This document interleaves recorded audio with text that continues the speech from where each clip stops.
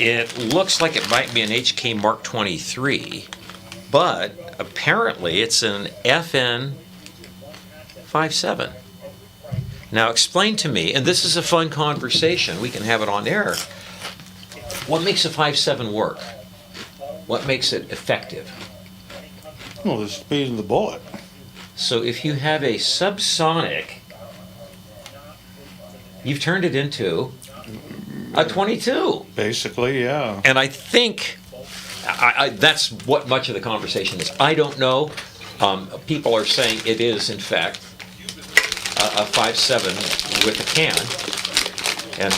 And if that's not where I would go, and I don't know what the idea is behind it, but it looks like an FN with a can. Tonight is actually, believe it or not, our actual official anniversary.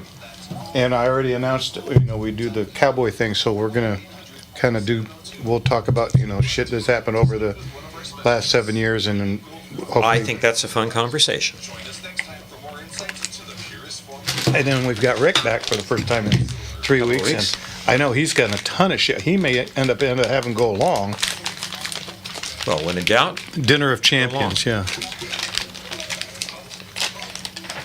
I forgot I'm going into the studio. I wore short sleeves.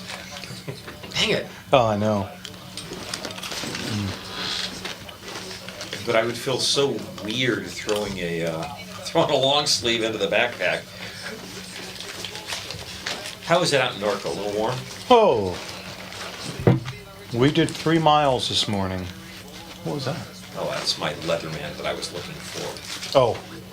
This is an early Leatherman, and the first gen, and the progress and evolution of this species, where you can disassemble an airplane jet engine now.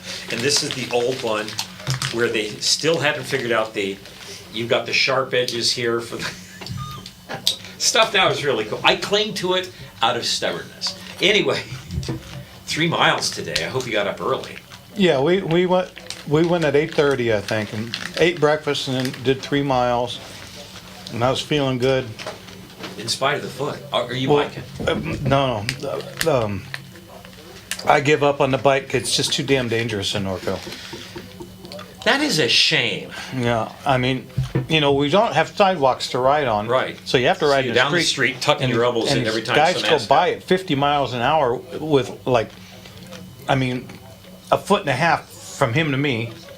So, the wind almost knocks you off trail. You can't ride on the horse trail because that's for horses. Plus, it's so silty that you just sink, and so, I mean, it'd literally be like trying to ride your bike at the beach, on the beach. Yeah. Good luck with that. So I just said, okay, but my foot wasn't bothering me, so let's go. Mistake made there. And back in first week of June, I had my podiatrist thing. He gave me a cortisone shot, felt pretty good, but that's long gone. And he said, okay, I want to send you to a physical therapist before we talk about surgery. Okay. They set me up a couple of weeks later to go to Riverside. Okay, and then she goes, oh, I see you're in Norco. Would you like me to set you up with something closer? Sure. Of course I would. That would be great. So about a month goes by, and then they finally call me and they say, okay, you can come in this Friday at 4 p.m. Where are you located? We're in Lake Elsinore. That is not closer. That's about 4 times farther. And that's one of those you can't get there from here. Yeah, exactly. So, I just no, that ain't working. So you're able to reschedule at a more reasonable location. But that means you missed the appointment. I talked to the doctor. Yeah, I talked to the doctor, and he said, oh, I'll see if I can't get that fixed. We're floating around in the pool Friday afternoon, about 5 after 4, and my phone rings. I answer it. Hello? Hi, this is so-and-so from Norco Physical Therapy. You had a 4 o'clock appointment. I did. I wish somebody would have told me. I would have been there. Yeah. And so they said, well. And it's in Norco. Uh-huh. And it's like, okay, that's great. I remember they were trying to send you to Elsinore. Elsinore, I remember that. That's the story we're So I telling said, okay, right I said, listen, I'm in the pool. You're 5 minutes away. Take me 5 minutes to change. I'll be there in 10 minutes. Oh, well, let me see. Hang on. Well, all our physical therapists leave at 5 o'clock, so we can't do it today. Okay. So we'll make the appointment. You ready for this? August 20th at 5 p.m. But they all leave. Yeah. You mean you guys want to leave? Yeah. It's Friday and everybody wants to get the hell out of it. We've made plans. So all I got to do is put up with it for another month. Yeah. Drag that foot across the finish line. And 2 days later, I have my doctor appointment to get another cortisone. I know. Yeah. Welcome to Kaiser, folks. Who was it? God darn it! Who was the great outfielder for? It's driving me nuts. Great outfielder for the Angels. The what? Fabulous outfielder for the Angels. Defensive masterpiece. Devon White, I want to say, who talked about rehabbing. How come it was taking him so long? And he said, because this ain't football. We have to do this 162 times a year. If you try and rush it, you won't be back until next year. And so I'm gently suggesting that for your foot. Yeah. 'Cause I suffer with that once in a while, not as badly as you, and I know that is no frickin' joke. Yeah, it's brutal. What are you gonna do? No, I see Richard's already on the phone.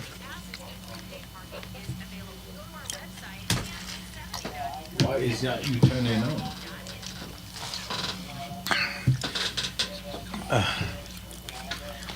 Did anybody hear something coming from over here? Yes. What You is hear that? something. I don't know. You should probably not have that on while we're on air.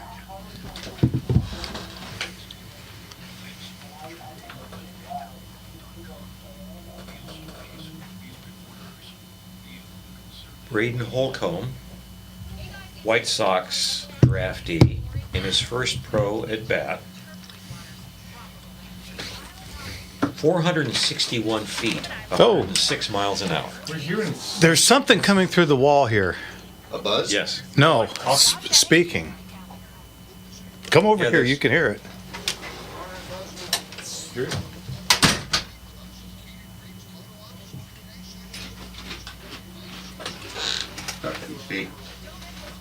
I'll get into it, mute it. Thank you. What is that? Heard it earlier. I think that's where we heard Richard Yeah, coming from. yeah. Oh, you guys heard me on the phone, Richard.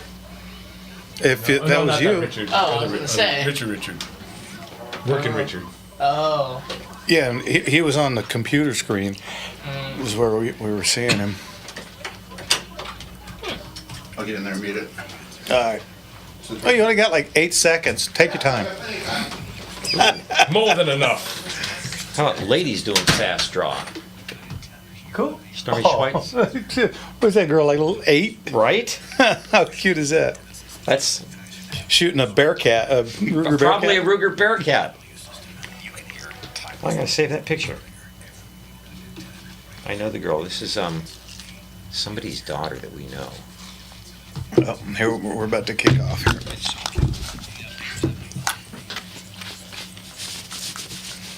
Boy, I'm in a right mess of myself over here.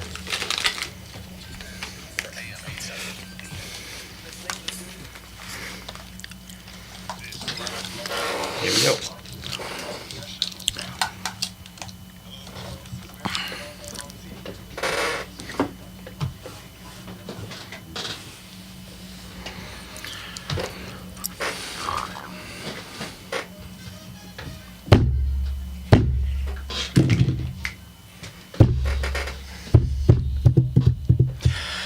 Good evening, everybody. Welcome to Gunslingers right here on. The Gunslinger Syndicated Radio Network. That's right, from San Diego to San Francisco, from LA to Phoenix to Vegas, we are on the air. Yes, people, and we are all over your internet. We're live right now on your Facebook, YouTube, X, and Rumble. So make sure if you're stopping by and watching us live, you're hitting that like button. You are subscribed so you don't miss one of our shows. And make sure you're sharing because it's always good to grow. Come on. There you go. Hey, Jeff. Yeah. What is different about tonight's show? What is special about tonight? Special? Well, he's going to break into it early. Okay. I don't want to jump on it. But is tonight a special night? Yeah, believe it or not, August 2nd, 2019 was our very first on-the-air show. So it wasn't a live show, but it was our very first show. And what a crazy deal it's been since then. 7 years later, folks. Upstairs in the storage room of a Woolworths, as I recall. The mannequins watching us. Yeah, with all the microphones taped to mop handles. That's not that far from truth. And No. I hope we'll have a chance to get into that later. Like I said, don't want to step on your toes, but what a great ride it has been, and how wonderful it is to have Jimmy on board, and how wonderful it is to have all the people that are watching and tapping their computers and listening and calling, having them on board. Yeah, absolutely. Couldn't agree more.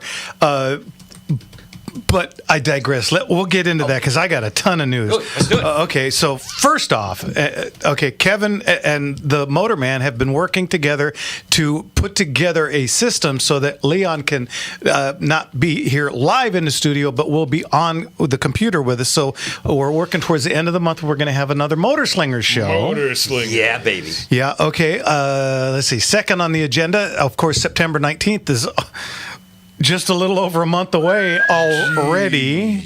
We keep saying it's forever away, and then Yeah, and it's and stuff keeps coming in. I keep telling people, no, we're closed, and so you stopped at 500, right? no, I think we're at 650 now. Oh, that 500. Yeah, that 500. Is that what you meant? We took in some stuff this week. This is kind of what I was getting to for December auction. Okay, I said last week, guys, hurry up because we got a lot of stuff coming in. On Wednesday alone, we had 140 guns come into the store for our December auction. 140.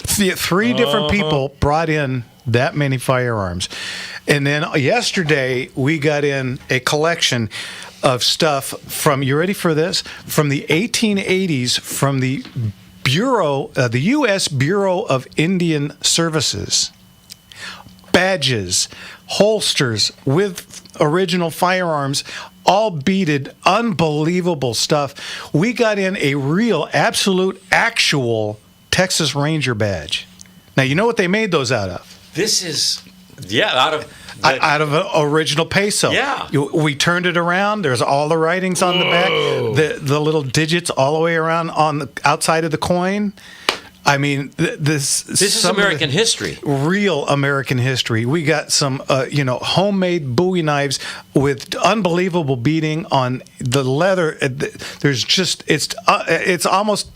I've never seen you quite so beside yourself. Yeah, this stuff. I mean, and the guy that brought it in, he's I need to move this on. I was thinking about putting it in a museum, but nobody would ever get back to me, so I decided I'll just sell it.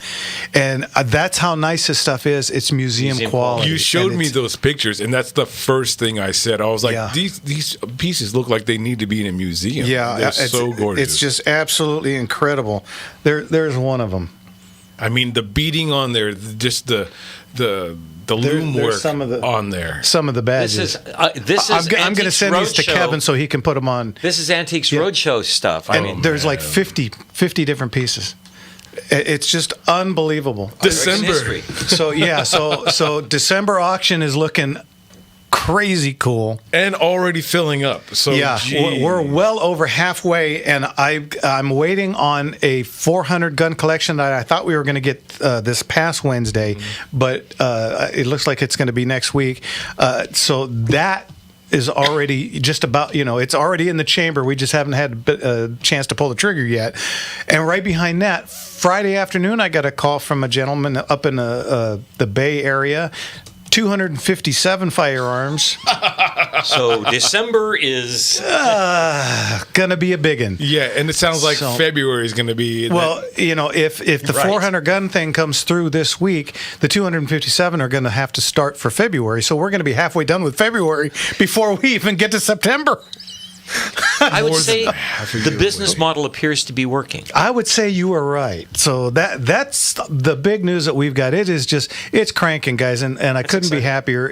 Everything is just going in the right direction, and it's just been a fun ride, fun wave to ride. Let's just put it that way. And we have to say it because there were very different times, let's say 7 years ago, where this show and all you folks listening, watching, and sharing with your friends helped all of this grow and helped keep guns in California and help pretty much the community grow. So thank you guys so much. That's really important because as we are increasingly winning, we'll be talking with Rick Travis later, right? Yeah. But as we're increasingly winning, it is the stalwart belief and honestly your vision and determination to keep going no matter what kind of roadblocks were thrown at us. Yeah. What do you say? The door to opportunity is marked. Kick it in. Yeah, that's absolutely right. And Kevin, we do have Rick tonight, so. Just FYI. Oh yeah, the guys they're just kicking back with their feet up, probably watching the Dodger game. Oy. Anyway, so tonight is our anniversary show. So what we're gonna do is we'll talk some about that. Well, of course, I told you guys last week. Everybody get your top 3 Western favorite Western shootouts. Now I'm gonna cheat and go first because I know that these are gonna Go fast. Yeah. So here's my 3. Okay, number 3.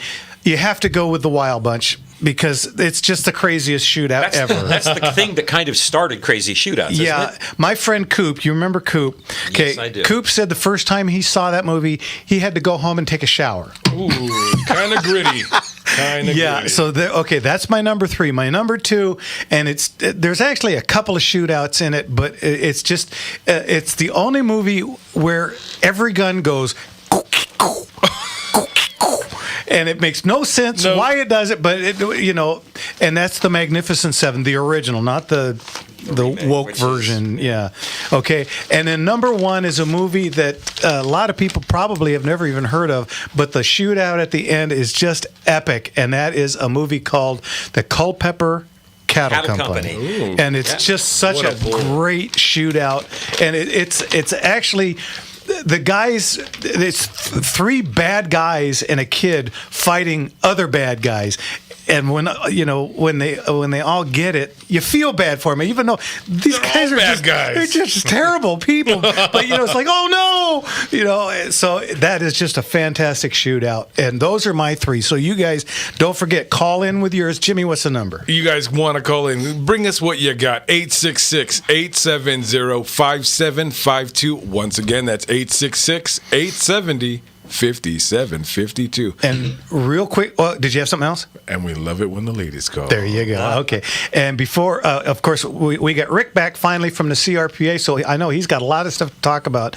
I'm gonna throw out one of our favorite memories, and that was one of our first guests ever. My good friend of mine, Kurt, got us Patrick Wayne. Yep. Yeah. John Wayne's son, and that to me is a highlight for anybody to be able. And we really didn't talk about his dad. We talked about Patrick Talk about him. he was a movie star all on his own, and we got to talk about a couple of movies that he's been in that are my absolute favorites, like Mr. Roberts. Mr. Roberts is the one that sticks in my head. How they hit the only pine tree on the only palm tree on the island with a Jeep. They're 5 o'clock in the morning. They're all crazy drunk, and they're driving around in a Jeep. There's one tree in the whole flipping island, and they ran into it. Speaking of trees, let's get to our friend Richard at the airport. Richard, we ran a little long. Go. Evening, Richard. Good evening, you Gatling gunslingers, and happy 7. Thank you. Thank you so much. Thank you, sir. Okay, I want to know what is the best material for a rifle stock? Ooh. Well, quickly, what is it you want to do with it? Well, my question is, I've always thought that wood would be the best material, but I see so many in composites and plastic and metal. Synthetic, yeah. Here, I'm going to give you a really quick synopsis, and then we'll get to your joke. But if you want it for pretty, wood, absolutely 100%. If you want it for durability, if you're going to use it to go hunting with, I go with synthetic. And for There are some other advantages as well. yeah, it's lighter. If you drop it, it's not going to break. If you drop it and you put a big big mar in it, you just go, oh well. But if you've got your beautiful Weatherby, made in Southgate Weatherby, with a beautiful stock, and you just Varnished drop it wood and blued. and just put a big chunk out of it, it's going to ruin your trip. yeah. So I go for synthetic for that, but otherwise, if it's just for pretty, I absolutely would. Richard, give us your joke. We got to go. Okay, what do astronauts use in their sandwiches? Space food sticks. God, anybody remember those? Those are terrible. It's lunch meat. Oh, launch me. Yeah, I'm sure a few people just launched something after that joke. Richard, thanks as always. We'll talk to you God next bless week. you, Richard. We'll see you then. Thank you, Yes, sir. sir. Bye-bye. All right, guys, when we get back, he's finally back. Rick from the CRPA, and he's got baby. a lot of stuff. You're listening to Gunslingers right here on... The Gunslinger Syndicated Radio Network. And we'll be right back.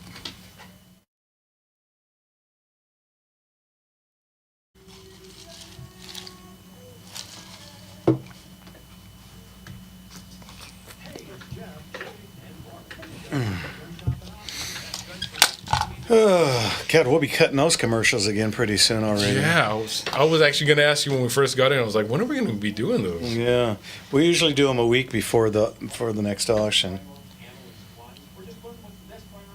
which is just a little over a month away. The catalog is finished. We got in 2 Browning high powers yesterday from the Sultan of Brunei. They're consecutive numbers, unfired in the box with his stamp on it, and Are they gold plated or any such a thing? believe it or not, they're not, but they're from the 60s serial number wise. And we did a whole bunch of research, and apparently he ordered 35 or 40 of them, and his serial numbers are right in the center of it.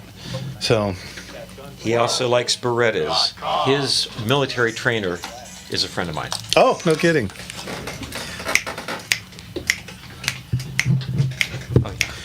A little makeup, make sure they get your good side. I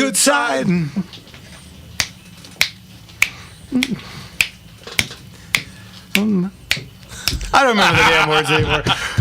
Welcome back, everybody, to Gunslingers. Right? I know do you do? It's a great song. Welcome to welcome back to Gunslingers. You know what? Let's just get to him. Let's go. We finally found him. Somebody went out in the woods and dug him up, and here he is, our friend Rick from the CRPA. How are you, Rick? Welcome back. Hey, thanks. Maybe I should take off more often. This is fun coming back this way. Oh, we're just glad that you got some time and you got some time with your family. And Clear your head a little. Yeah, absolutely. So we are busy. So I'll start off with court cases, and then I'll go to the fight in the Capitol and what's coming for us very soon. So on the court cases, we're very, very happy. There's a court case that everybody needs to be paying attention to, and that's because the Supreme Court did take what's called the Viramontes case. And why this case, along with the Wilfred and Himani case, are so important is this sets up the wins for us. And when I say wins, this means things like the excise tax will go away, and a lot of other things here in California, because this will finally seal the deal of what is and isn't allowed. And that is why we are so, so excited, because the feds have joined in on this suit with the Viramontes. And so the handgun roster, bye. Lots of the CCW restrictions would go by. Bans on different types of magazines, suppressors, ammo would all go by. So we're working very hard on the Viramontes case, and so the lawyers want me to make sure everybody has that really good news, that that's what's going on. And then we also sent out a thing to all of our members, but just to let you guys know, CRP is the only 2A organization to get, for the second year in a row, Pro 2A law sign, which was the 1948, which gave us our CCW extensions. But in addition to that, we're going back up in these final 2 weeks in the Capitol, where I'm allowed to be, near the floor and talking to people before they shut us out, is called appropriations. It's money. So tomorrow morning, very early, we'll start it again Wednesday, and we'll go all the way until the last minute on the 14th, which is next Friday. So this next 2 weeks is going to be down and dirty, but we're holding the line, and it looks like we may win on a couple of these. We may not, but we'll know. I'll be able to report back to you next week exactly where we're going to fall. But there are only 4 bills. left in the Assembly and 2 in the Senate. So you guys, we've been doing this, as you said tonight, for 7 years. And so, this is really unique to be at this point in the battlefield and be staring down only 6 bills. Yeah. That's wild. Yeah, so It's working. to other people, they're like, what? And I'm going to have something for the comment that I know will come from some of the people. So firearms restrictions, expanding the state data access, we've talked about that before. That's still in there. A protective order, the 3D printing bill, and the public contract restrictions on firearms, ammunition, accessories. That rounds out the Assembly. The Senate, of course, has the new firearm safety certificate, which looks like it could die, but we don't know for sure, and the 10-year firearm prohibition. Now, what is great is 5 of these are definitely unconstitutional by the case the Supreme Court has already settled. So with this victory, these would be very easy to knock out. And then we also have a volunteer storage firearm program and a centralized list. We're not sure those are going to be made through. And we still have a few bills. We have about 4 more bills that looks like we're going to get across the line that are positive. So I'll give us 5 bills that we got through this year. So That's the good news. We did have a guy named Rob Bonta that when he took over for Becerra, came out and developed what was called the Office of Gun Violence Prevention. They published their report in April saying, we're making all these great strides. We pointed out very clearly. In fact, it will be in the next magazine for the firing line for those that read it. I have a wonderful chart that shows you, no, nothing happened in California. It didn't happen in the rest of the country where they don't have our insane gun laws. Mm-hmm. However, they came out with a second report, which I'm very happy they did because they gave us their playbook, but their playbook has 18 areas, 74 suggested plans, in 140 pages that equals about 150 possible anti-2A bills that could come at us over the next couple of years. Whoa. And so good news is we've got their playbook, and we're already tearing it apart and prepping for getting rid of all those bills and shutting them down. Prep for the fight. That's what a blessing to know what's coming down the line, to be able to prepare for that. And you guys do so much there. So my big thing is, everybody, you have a lot to be very hopeful for. You have a lot to be excited about. We are winning. We are fighting back. For those of you who think there's nothing else they can do, believe me, they always can find things to do. But we're okay with that because we'll keep fighting. We'll keep knocking them down.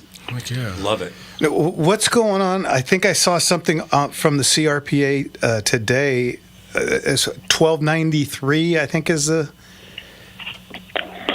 I love it, Jeff, when you just pull the number out. Hey, what about this one? Give them the highlights. Well, yeah, it's. I think it's parts.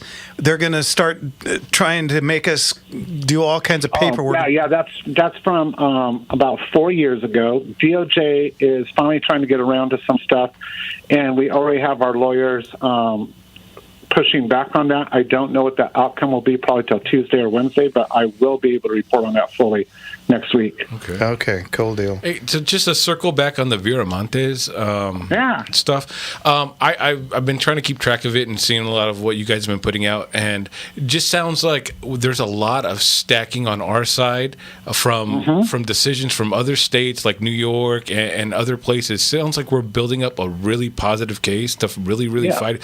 So I love to stay positive and have a good outlook, optimistic that is. And how strong do you feel at this point and during the fight? Because it seems I feel really confident. I mean, we have the Chuck Michel, our president, was very, very wise, and a few years ago he brought the finest attorneys across the country, not just here in California, and formed what's called the Second Amendment Law Center. If you just look at the who's who on that, these are the people that have done the most work, the heaviest lifts, and been most successful in the Second Amendment fight, both in their home states and nationwide, and they're all under one roof now. And so that's why these cases is being managed very, very strategically. We've got our team that operates in the Supreme Court, teams that operate in each of the various different district courts, like the Ninth, and all the other ones. And so they're able to coordinate these attacks, and that's why sometimes when Jeff very rightfully says, hey, what about this case? What about that case? I'm like, hold hold, and it's because they're trying to see which other district they're going to get. Remember, what causes the Supreme Court to take is not because there is a really great case that violates the Constitution in a district. It's when two districts disagree, then the Supreme Court feels obligated to take the case and settle the disagreement. Okay. Very interesting. Man, that whole process of what you guys and the team you're building, it just feels like if something like this can happen in California, we can build such a strong fight here. Well, Yeah. just look at was it the third Circus of Appeals did something good? Yeah, and one of the things I'll encourage all of you, and it's not because I wrote the article, but based on some feedback, including from you, Jeff, I did compose two articles. One to really explain the differences between legislative bills that we fight all the time and the ungodly amount of propositions that are on the November ballot, and tried to explain to people exactly what those are, exactly what they do, how they come into being, how they impact you, and why you need to fight them if you believe in the Second Amendment. And it's not all of them, but I mean, there are I believe 48 on the ballot, 46, 48 on the ballot. So there's a lot. And then I also did kind of a primer on Democrats and Republicans that are pro-2A in the Capitol and what motivates them, how they're motivated, how they're hampered, and things that all of you as constituents need to know and understand so you can become more involved.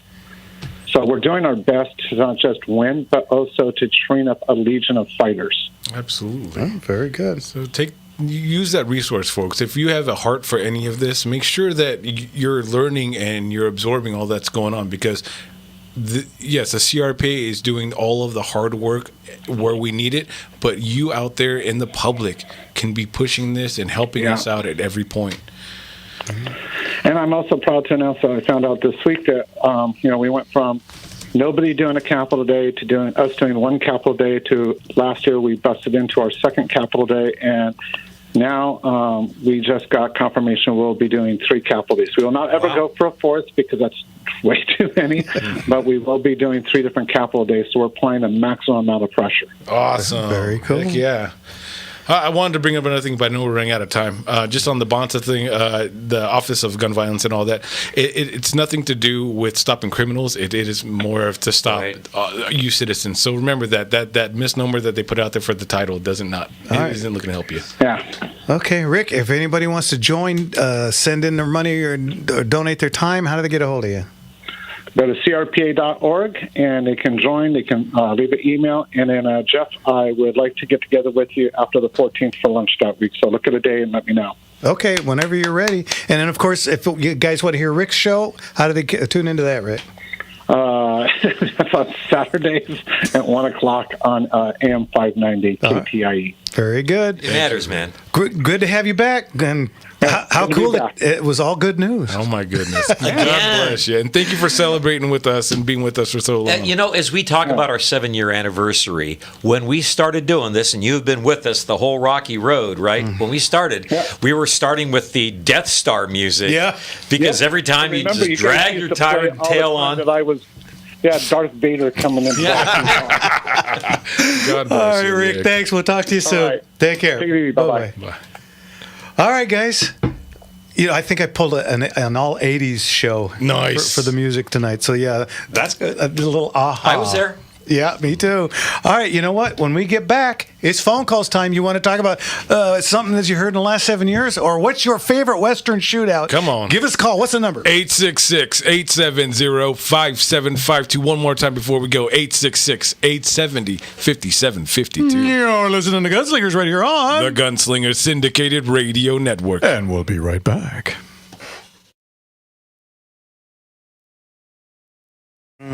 I know I say this every time, but this guy can't be doing this song in a revival. Down like a major third at least. Oh, God. At least. I dropped like 12 keys. That is a great piece of pop music, by the way. absolutely. There are some things you really, really admire at how good they are. Would you pass me one of those tissues, please? Merci. In here, I got Chinggis's. Oh, thank you.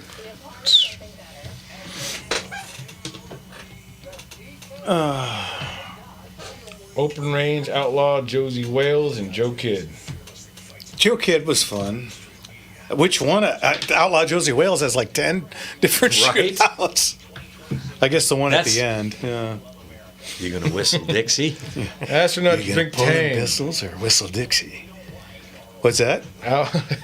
Astronauts drink Tang. Love me some Tang. And space food And sticks. space food sticks are made out of chalk and used bubble gum. and pre-eaten. Oh Christ! That stuff. Those were nasty, man. Oh. I hope the astronauts were not really eating that.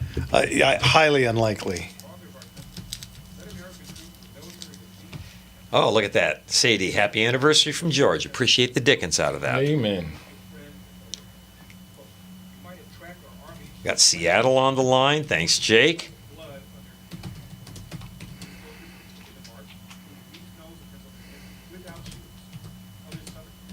And base pushing the DY9. Yeah, I'm entering them back. Yeah, I looked into the DY9 a little bit more this week, and the reviews I'm seeing on it are all Pretty positive. Pretty positive. I was like looking at it, and like you're saying on here, super smooth.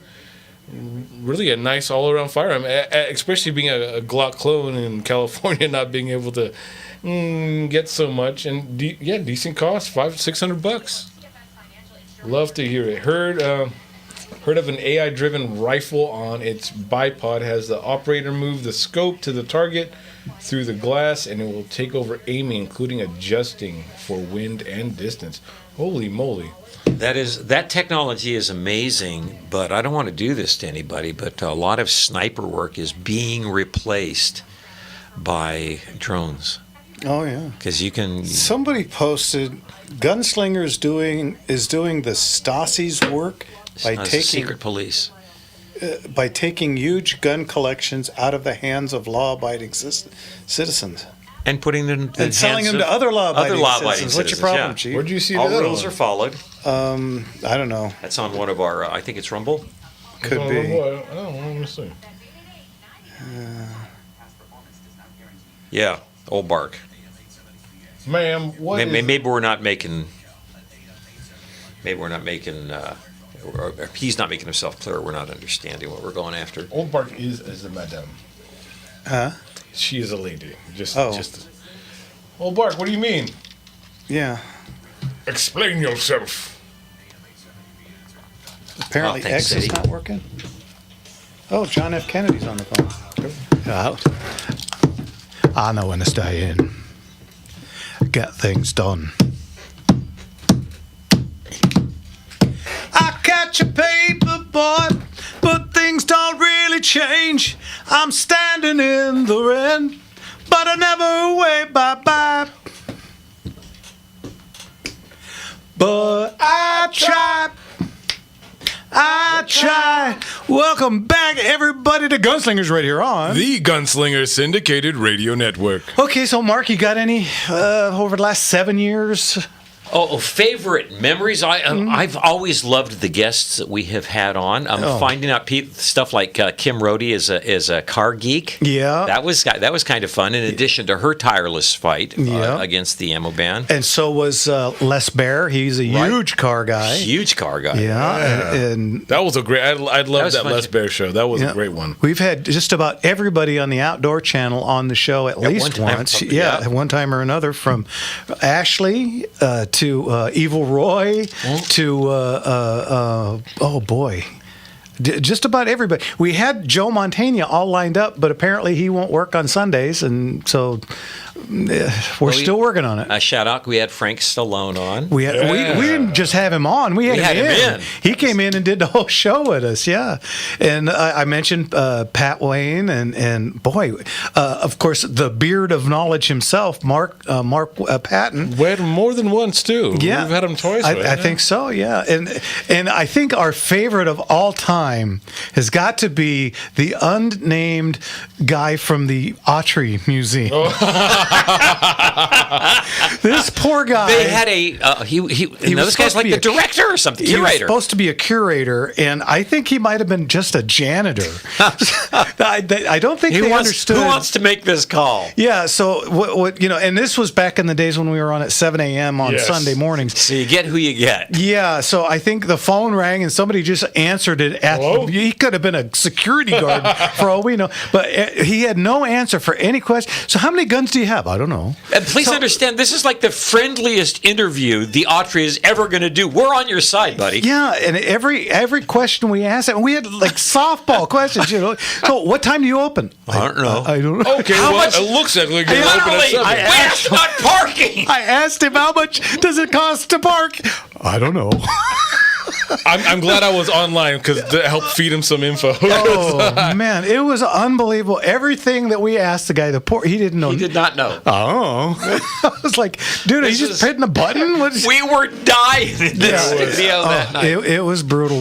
That was the worst. We've had a couple of interviews over the years that we had to just like try and reach down their throat and pull out an answer. You got something in there for us. I know you do. Yeah. We had a really good cowboy action shooter who I absolutely adore the guy, Yeah. right? I couldn't find a more staunch patriot guy. Damascus John shoots black powder, finishes second at the national freaking championship. Yep. I mean, just unbelievable shooting for a guy who's in single action, shooting big plaza.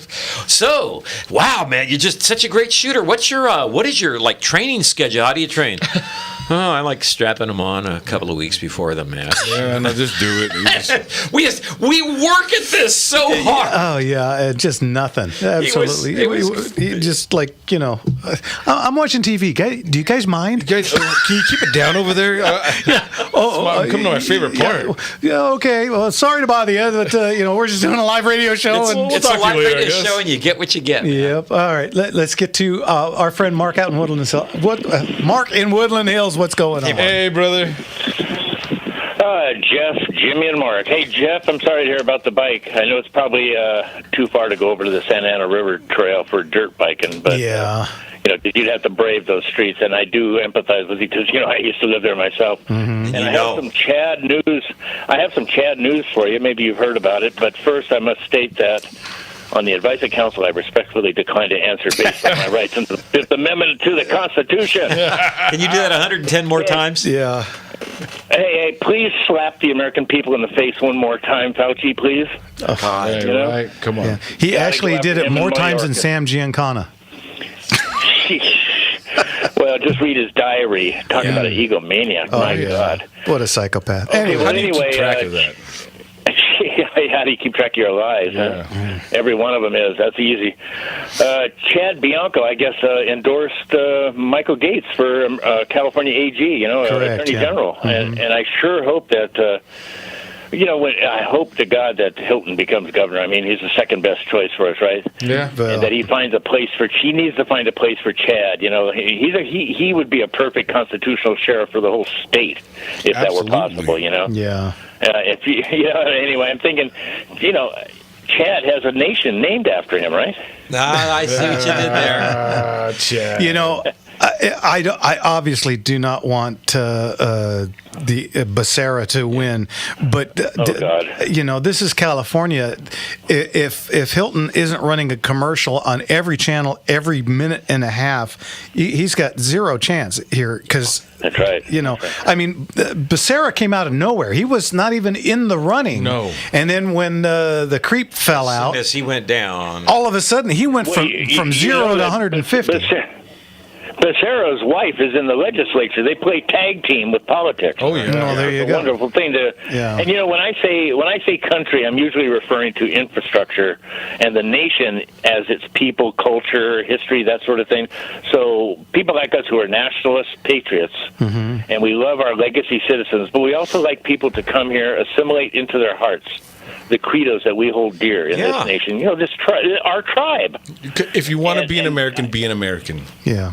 Exactly. And I have one historical thing to drop on you. I know you guys know about the Gadsden flag, right? Yes.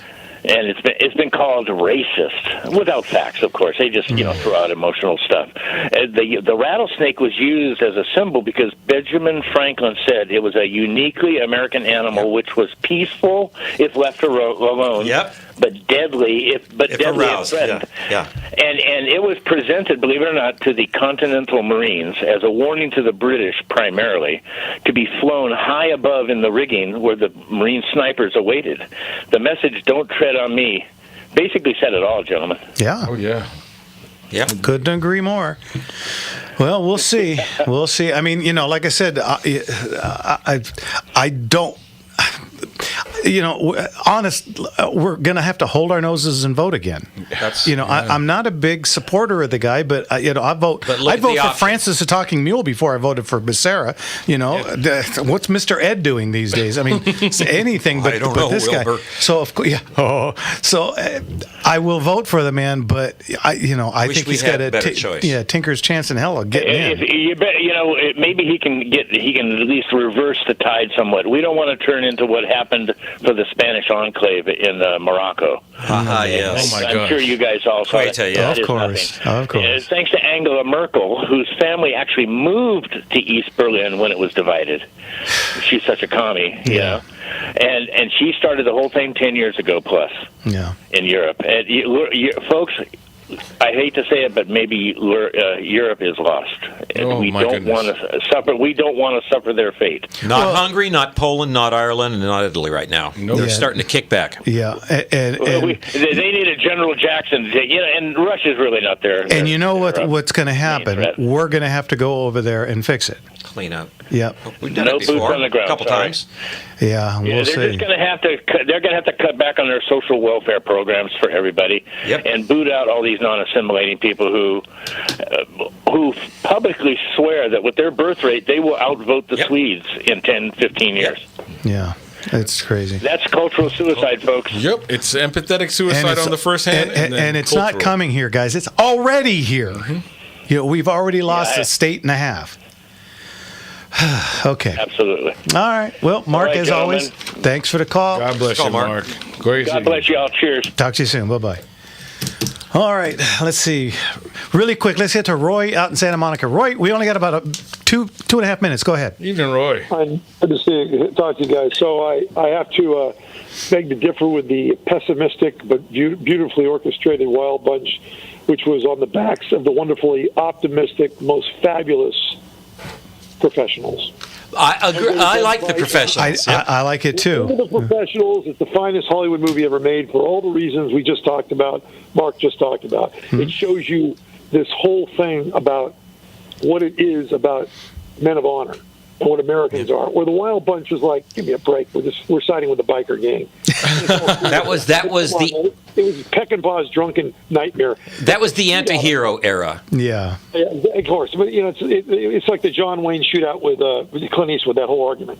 But what I get at is that the shootout at the end with Raza and Lancaster, with Dalworth and Lancaster in the canyon, and going after what's going on there is just fantastic. Along with any other of the moments on when they hit the hacienda, but it's just that hit and go, touch and play back and forth.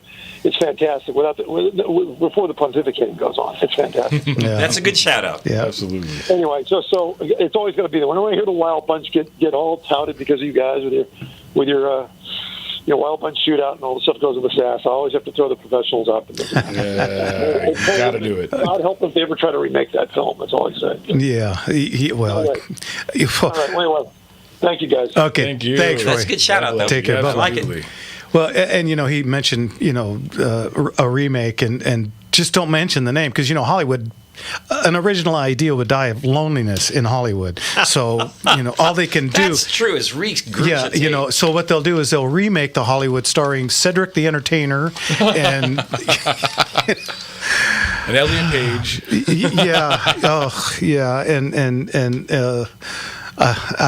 I'm tired. Yeah. All right, guys, you're listening to Gunslingers right here on The Gunslinger Syndicated Radio Network. And when we get back, more phone calls. What's the number? Come on, call in, folks. You know you want to 866-870-5752. Come celebrate with us. 866-870-5752. All right, we'll be right back. Amy Schumer, but I couldn't come up with her name. Starring Cedric the Entertainer and Amy Schumer.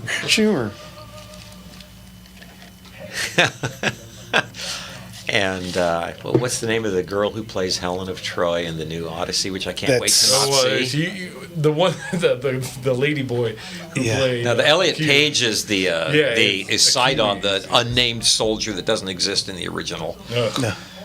But I The can't girl, Helen of 5 Troy. foot tall, this girl, and like 102, always makes sense, right? or Makes person, I guess, depending on her other pronouns. How come, all these critters that have these pronouns, how come it's never it, that? I think if you're willing, because it's now currently LGBTQ plus minus Cedric. I think it's in there. I think plus minus. Yeah, Jeez. no, at least pluses.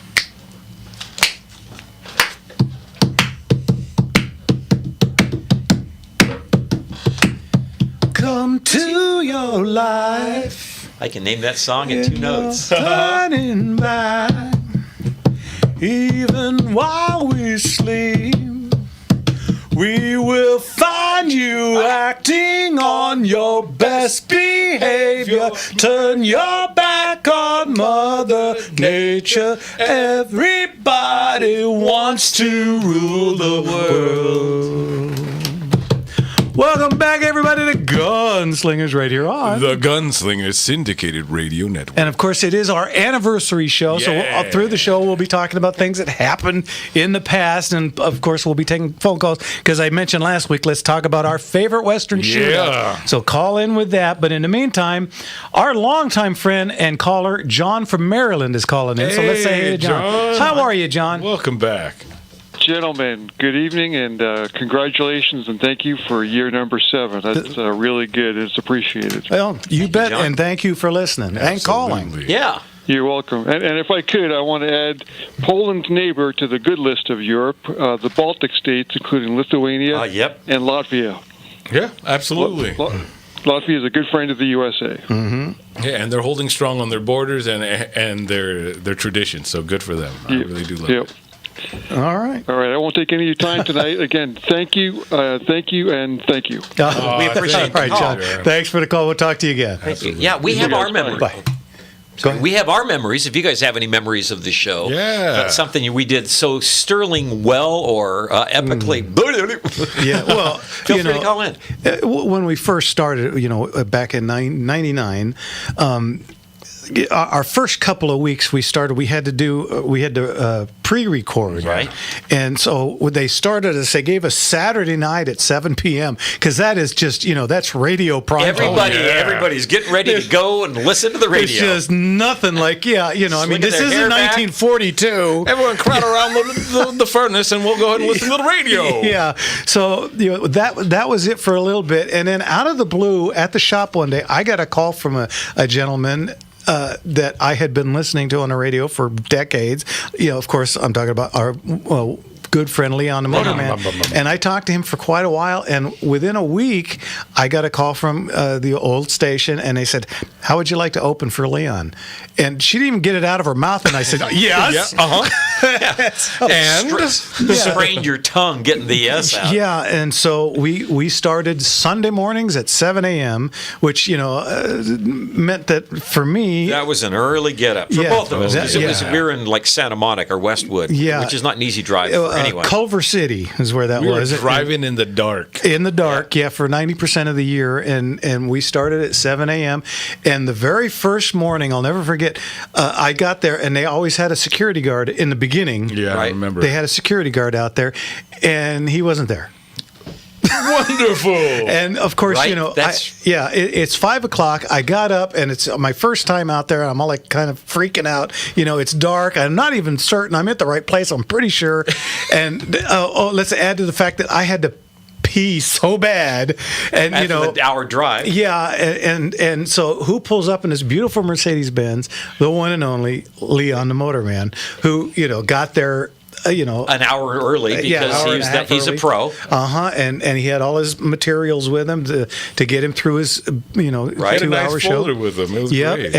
And he said, Well, you must be Jeff. That was good. Thank you. I've been working on it a little bit, and from we were so starstruck. Oh man, yeah, from day one. Oh man, just from day one. Later that day after our show, we had him come in because we were in the itty bitty studio, which was across from the great big studio, and Leon was over there, and we had Leon came in and we took pictures. Remember? Yep. And just the smiles on me and Mark's faces, just like wow, Okay, let's get to Brendan in San Diego. Brendan, what can we do for you, sir? Evening, Brendan. Hello, everyone. How are you guys doing tonight? Doing good. Thanks. Good. What can we do for joining you? us. Awesome. So, two things. One, I heard you guys were talking about your favorite Western shootouts. Mm-hmm. Yeah. I have to go with my personal take because it's actually the most fun shootout out of all of them, I would say. It's probably Django Unchained, I would say. That ending shootout. Yeah. Oh, yeah. Complete bloodbath everywhere. I honestly, I just had so much fun watching that. That's a wild one. So, that is. All right. My main question for you guys tonight. There was some news that came about just a couple of days ago about your station that you guys are on out in Vegas. And that station is going to be shutting down at the beginning of September. So I was wondering, did you guys have any news on what's going on with your show out in Vegas? Is it going to be switched to the other station, or are you guys going to try to find a new home in Vegas somewhere else? Yeah, actually, I was told all of this on Friday. Yeah. Apparently, they've sold the station or the land that the station's sitting on, and they have a sister station, and they have been gracious enough to open up the 7 to 9 spot, and all we're doing is going to move over there. Picking us up, amazing. Thank you guys, and thanks for being on top of that. That is news that's new to us, and we're trying to stay on top of it. It's so new. I don't even know what the name of the station is because literally I got told this like Friday afternoon, and he said, "But don't worry, they're gonna take you on their sister station, and Hannity's got a show on that, as does Levin, and all the cast of regular characters. So we'll fit right in." And we'll be over there. Perfect. All right. I want to make sure I don't lose my gunslingers out of Vegas. So thank you guys so much. Appreciate that. Oh, you bet, Brendan. Thank you. We'll talk to you again. Bless you, Brendan. That's Thank you so that's a much. little bit of a compliment to our show that they would just roll us over. Yeah, Well, Ryan, how much time we got? Okay, you know what? We got the one and only Leon the Motorman. Oh, the legend is here. How are you, Leon? Evening. Well, how you guys doing? Congratulations on 7 years. You guys have done just a fantastic job. You really taught me how to do radio. Oh, this guy. Yeah, thanks, Leon, but come on. No, it's all true. You guys just fell right into it, man. You guys have been born for radio. Well, we had a good teacher, and We Inspiration, baby. Yes, Yeah. absolutely. I learned more from sitting down and eating lunch with Leon about radio than I have in the 7 years of being on air. So. The only reason I do the number so well is because of him. From you guys as well. You guys, I love you guys, and I had great listeners, and it was just a fun time, and I'm so happy for you guys for 7 years. Congratulations! And I come in there, and I'm a teetotaler. So I don't know. I should bring a bottle of champagne or what? Bring some of that Martinelli's. We'll knock that back. Yeah, I'll look at it. Well, that'll be great. And I mentioned earlier in the show, Leon, that Kevin and everybody's working on getting the thing up so that you can be not in studio, but basically the same as, so we can do another Motorslinger show here in the next couple of weeks. I can't wait. We've been working on that all afternoon. My son-in-law and my daughter's been here, and we've got it just about all figured out. Can't wait. Yeah, that'll be great. That'll be a lot of fun. So, all right. I look forward to it. You've played a big role. So much. Well, yeah, I've never, hid the fact that I basically took your show and just kind of tweaked it a little bit. Firearms. Yeah, for guns instead of cars. But you were the blueprint, sir. Leon, did you get my message about that 40 convertible? Yes, I did get a message for you that you had it up on the rack and you could see everything that was put under there correctly. A 9-inch Ford Red, transmission. Yeah, and I can't wait to take a ride in it. I tell you what, when we put it up on the rack, it's already got the small block Chevy. It's got a turbo 400 transmission, a Ford 9-inch. It's got 4-way disc brakes already. Ooh, it's got feeling good. Yeah, it's got power steering all set up and ready to go, and it's got. You ready for this? And I knew Leon would appreciate this. It's got glass packs. Yep. Hollywood glass pack. You sure I didn't do the work on that car? I don't know. Maybe so. When I saw those, I just grinned. I thought, I know somebody I got to talk to about this. That's such a great sound. Yeah. It's got standard headers. Yeah, and they come out only about 3 feet, and they're just sticking out right about the middle of the car. Glass packs. So I was just cool like, to see. yeah, I was like, oh, this is going to sound really cool when we get her going.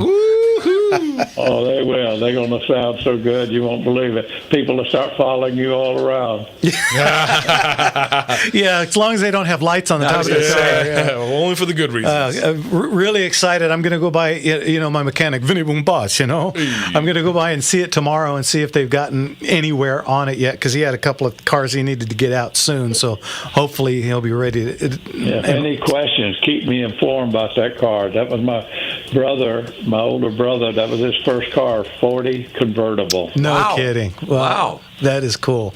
Yeah, I can't wait. 40 Ford. And it's got the chrome reversible moon style rims on it with beauty rings even. So yeah, it's a neat car. Can't wait to take it for a spin. Well, we can't take it a spin, but one thing we need to do to it, I just hate to bring it up to you. We need to supercharge it. We need a supercharger on it. Oh, break my heart. Yeah. I mean, come on, guys. I'm a supercharger guy. Yes, you are. We definitely do. All right. Leon, thanks for calling in, and we'll be talking to you soon, and in the next couple of weeks, we'll have you on. Can't wait. You bet. God bless you guys, and God bless all my listeners. I love you guys. Thanks, Leon. We'll talk to you again. Bye-bye. We love you, man.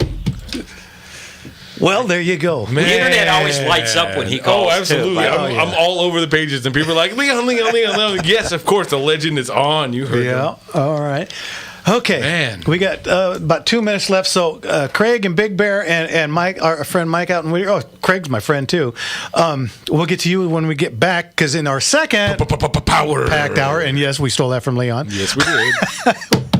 There's more phone calls. Jimmy, give them the number. You guys, you're going to want to call in 866-870-5752. Bring your memories, bring your favorite shootouts. 866-870-5752. If you have questions, anything about the next coming auction, how to get your guns in the auction, anything to do with fun with guns, that's what we're here for you folks. Yeah, give us a call. And of course, ladies, we love it when the ladies call. Just want to have fun. Come on. Oh, goodness, great. It all bangs in. Come on. You're listening to Gunslingers Radio on the Gunslingers Syndicated Radio Network. And stop dancing. We'll be right back. No. I'm going to get more water. Anyone need anything while I think I'm good for right now. Very good then.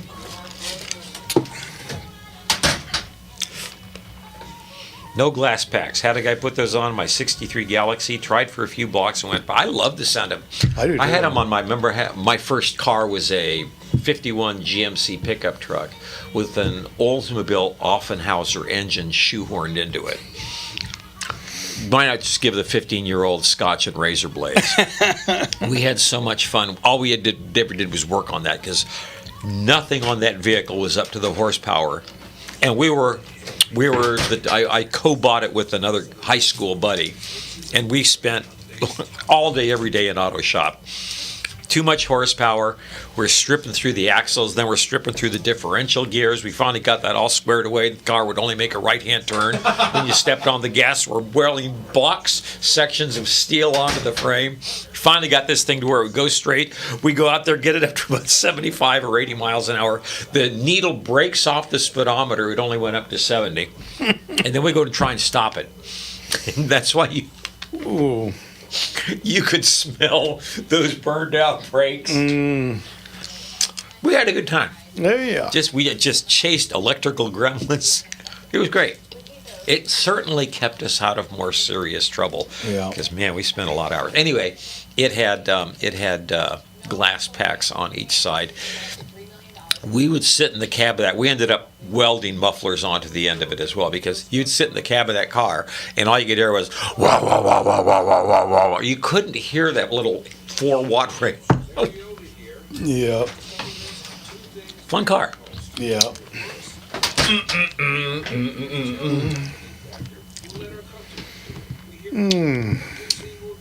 Hey, quick shout out to everyone online right now. I see you guys. Cheryl's on there. Robert. Who else we got over here on YouTube? That's about all I see on there. Apparently, X isn't working tonight. Sadie out in Georgia. Hopscotch. Mark over there on Rumble 2. I think I saw Mr. Enigma on the yes sir. MP Stig. You got the Wabbit. Cheryl Crotinger. Yeah. Glenn, great seeing you. All the friends and family here and over on YouTube. And thank you guys all for celebrating with us. I saw the Kirk's on there, Doug, Carol. Thank you so much. Matthew Giesling, that looks like a new name on here, but thank you for joining us and appreciate it so much. And Base says, no jokes from Christina in San Diego? Well, wait. You know, Not she's yet. Today. Ricky, always great to see you. God bless you. Always great to have you. Kirk. Love you guys. So thank you guys all for just joining us. You guys make this show. Everyone online with everything you got on here and all our callers. So if you have anything to say, make sure you guys are calling in. It's like getting together with friends once a week. It really is.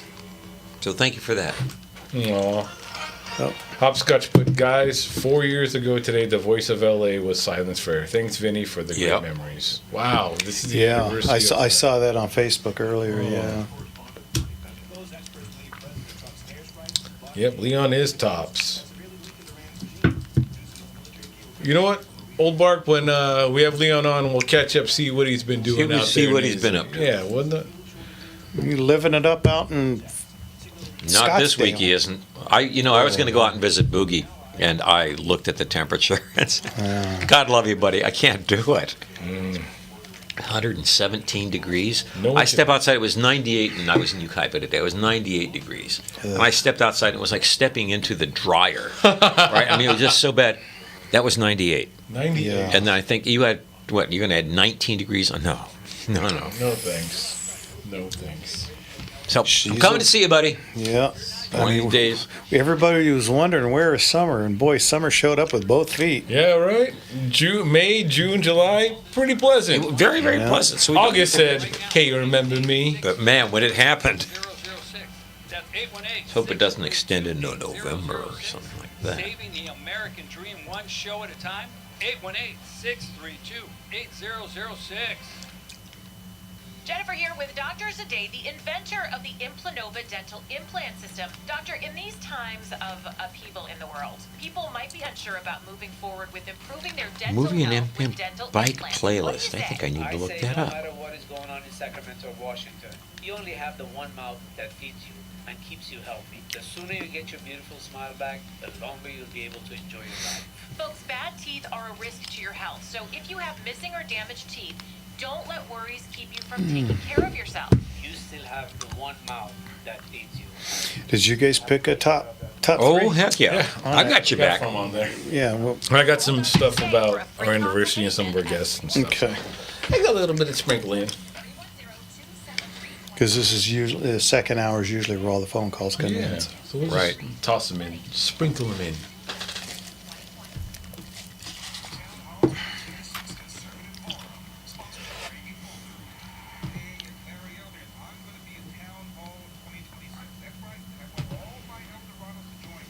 I haven't heard a word from Scott about town hall yet. I don't know what's going on with that. Are we invited this year? I haven't heard anything, so I don't know.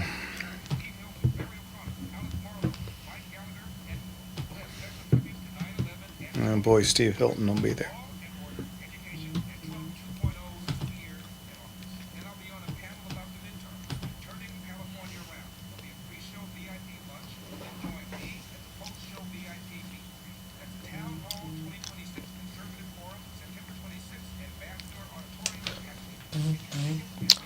Women's Professional Baseball League started this weekend. How fun.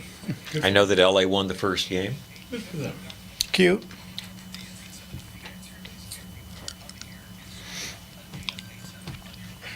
I wish them all the luck in the world. Absolutely. Talented girls. Probably a little more. I don't want to spit too much about WNBA, but hopefully a little more. Oh my God! Yes, than the NBA. WNBA. This should be us. Hey, hey, hey, hey! Ooh, ooh, whoa! That's not fair without having to echo. Yeah. Won't you think about me? Welcome back, everybody, to Gunslingers Radio Rock. The Gunslinger Syndicated Radio Network. And before we get to phone calls, what's your top three? Okay, our topic tonight is your 3 favorite Old West gunfights. Okay, as always, I'm going to be a little bit out there. Quigley Down Under. Ooh. Okay. How about the end shootout scene? There are a bunch of good, fun shootout scenes, but the end shootout scene where he's a half a mile away sitting up in the rocks. Yeah. And then, of course, I don't want to spoiler alert this movie that's been out for 25 years, but at the end where he has the shootout with the bad guy, the Alan Rickman bad guy, who is stunned to find out that he's a better hand with the pistol.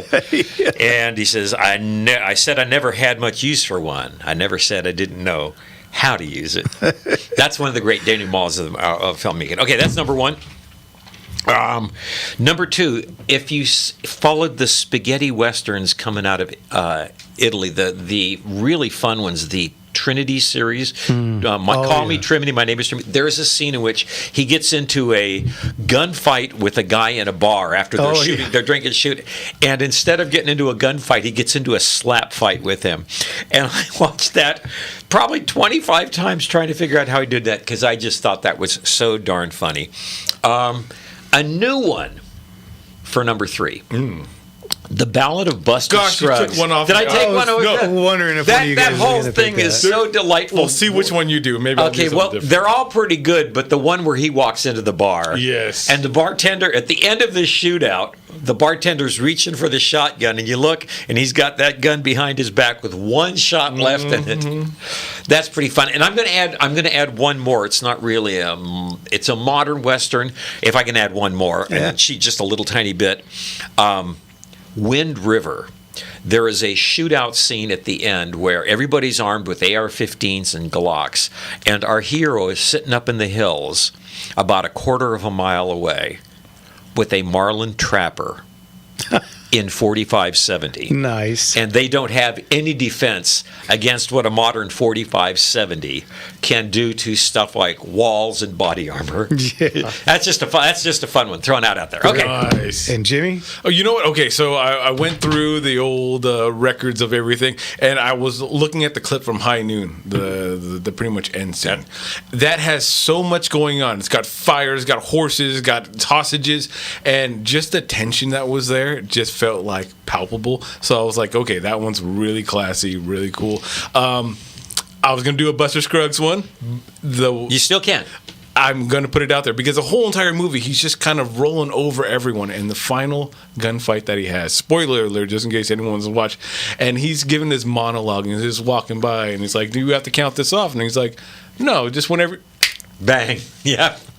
And he's dead. He's still giving that him ain't good. He's still giving him a monologue inside of his whatever's left of his head. But he's like, oh well, that was a little different than I thought. And because I wanted to add in one for our upcoming auction, The Quick and the Dead.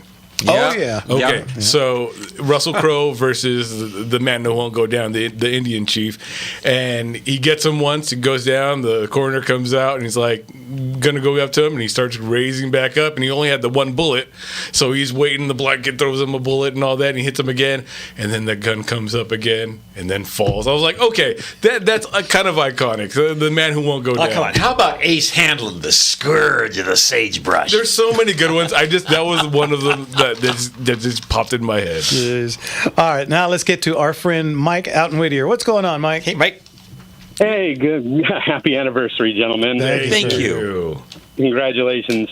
Real quick, my 3 movies, Jeff described one of them best, where you need to shower after, which is the Wild Bunch. Wild Bunch. Yeah, that's a pretty gritty one. Yeah, my second one, just because it's such a fun movie, is Silverado. You know what? Yep. Final shootout in the town. Every each one of them. The heroes, each one gets their own little vignette. Yeah. And my favorite is the final shootout, the 3-way shootout, and the good, the bad, and the ugly. Yeah, that's pretty tough to beat. Absolutely. Just the way Sergio Leone builds up the tension, with taking his time and the music, and then you wonder, how are they going to solve this? And it turns out Tuco's gun is empty, which was perfect. Yep, that'll do it. Yep. Well, I went to Cowboy Action Shooting last week with all my old gear. I brought a friend along, and and shot with me. Yeah, there was a nice cowboy out there that let me use his 2.6 guns, which were just once again just these tricked out race guns. Oh, that'll spoil you. This cowboy named Hud, amazing guy. I hope I didn't put too many misses in his gun. We weren't used to that. But I had a great time. Thanks a lot, Jeff, for spoiling me with your 2 guns. Well, I was thinking, and just as you started shooting, I thought, oh man, I should have given him a rifle. Well, I wasn't thinking, but we'll do it again. Yeah. And then I'll ruin your rifle for you. I was going to say. Oh man. You know what? Win, lose, or draw. It's a great time, though, isn't it? Yes. And we shot under some pretty rough conditions. It was 103 out there, in Norco, and it was kind of overcast, so it was muggier than muggy. I remember. Yeah, go ahead. I don't know which would have been better, the direct sunlight or the overcast with the mugginess. It was a toss-up. Yeah, either one would have sucked. Yeah. So it's pretty much just nails After it. about 88 degrees. I remember shooting the last when I shot the 4th stage on the 5th stage. And after I finished it, I was like, wow, I did that in 17 seconds. And but you shot it out of order. And it's like, I don't remember shooting that already. that's right. how bad it was. Honestly, after yesterday, I was so beat afterwards. And you can see the misses and P's start compounding as the day goes on, don't they? It got a little crazy, but glad you had fun. Absolutely. Yeah. All right. Well, my quick question. Now, I know you guys have been in this game pretty much since the beginning, and you have several large belt buckles that testify, how well you guys shoot. But my question is, for your guys' training, did you ever train with anyone for your skills, or did you just kind of develop them on your own? And if you did, how did you guys stay focused, when you went out to train or practice? Because I go out shooting, and I'm like a dog at a squirrel convention. There's just distractions everywhere. Yeah. Well, you want to go first? That's a real good question. I'll tell you what. When we started, there weren't really, because we've both been doing this. You've been at it a little bit longer than me, but we were both kind of in the golden era of the sport. And many of the techniques that exist today literally simply did not exist. Yeah. And so this ain't brag, this is fact. We made up a lot of the stuff that was taking place. Yeah. Okay, and I will tell you one more thing. In 2002, boy, I hate to age this thing, but you'll remember the damn kid and I each finished second in our category. And we didn't like that. And we shook hands looking at our second place trophies and said, I never want to do this again. And we had a pact that we would practice once a week for the next 52 weeks. Now, this is before the sport was big and people were just like living it, all that stuff. But we started practicing, literally the next week, we started practicing once every week because it was all jungle ball. It was all chaos then. Well, we started and a whole bunch of people thought that was a really good idea. And then it started getting really, really hot as summer came on and the numbers dropped off. And we were there every darn week. And then winter came and it started getting really cold and it got back to where we were the only 2 people there every single dang week, no matter how unpleasant and how nasty it was. And at the end of that time, we came back the next year and we each won our category. Hey, consistency matters. And as far as me, this is what happened. I was pretty green, and I went to a match, and I shot with a couple of, at that time, this was back in '97. I shot with a couple of the top name shooters, and they treated me so badly. I said, watch this. That, you know what? Whatever lights your fire. Yeah, and so I went out and I got 3 pieces of steel with, stands, and I would go up, I've been longtime friends with the owner of Burrow Canyon Shooting Range, and so I had keys to get in there on the closed days. I would go up there every Wednesday and Thursday, same kind of thing, and I would just work on, doing this, doing that. Back then, transitions weren't the thing. It was fast, quick with your hand, or quick with your guns more than it was transitioning. And I just started working, and I went up there, like Mark said, every week. And, after a while, it's like, oh, I just won the Kodo Cowboys out of 192 shooters. I came in first. And like my dad used to say, the more I practice, the luckier I get. Yeah, and that's really all it did. What I found was really convenient before I bought the steel. I bought a pair of sawhorse legs, and I bought a couple of 2x4s, a stapler, and some paper plates. And I went out and I just stapled 3 paper plates. Be accurate first. Yeah, and learned how to shoot the guns, and then I went into steel. But by the time I got there, I was shooting pretty close to dead center with everything, because you have to on the paper plates. And if you hit the wood, you just go buy another one. Yeah. Back then, a 2x4 10-footer was like $1.99, so who cared? So, but that's what I did. One of the oldest sayings in the game: you can't miss fast enough to win, and this is part of yours and my game both, and that is accuracy. Yeah.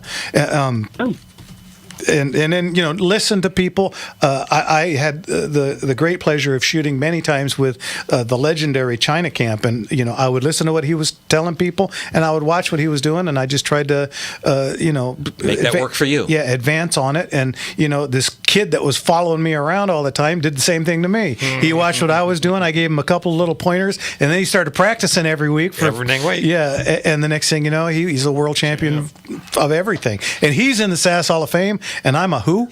Ooh. I'll see you there. Yeah, right. So, anyway, Mike, we got to go.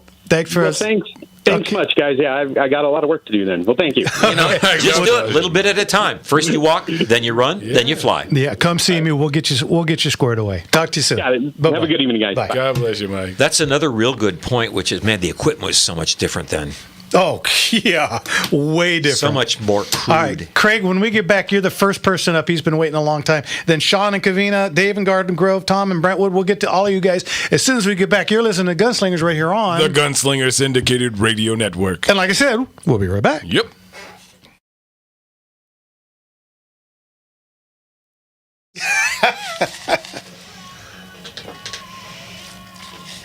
Are you kidding? They filled the hours behind us, in front of us.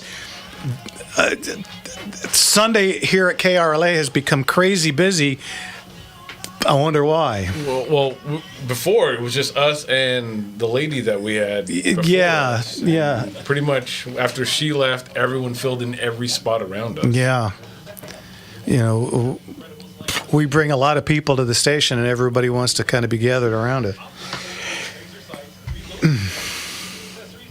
I'm all tickled that Vegas, again, didn't know about the station closing down, but I'm all tickled that the other station would say, that means you got some content that's worth having.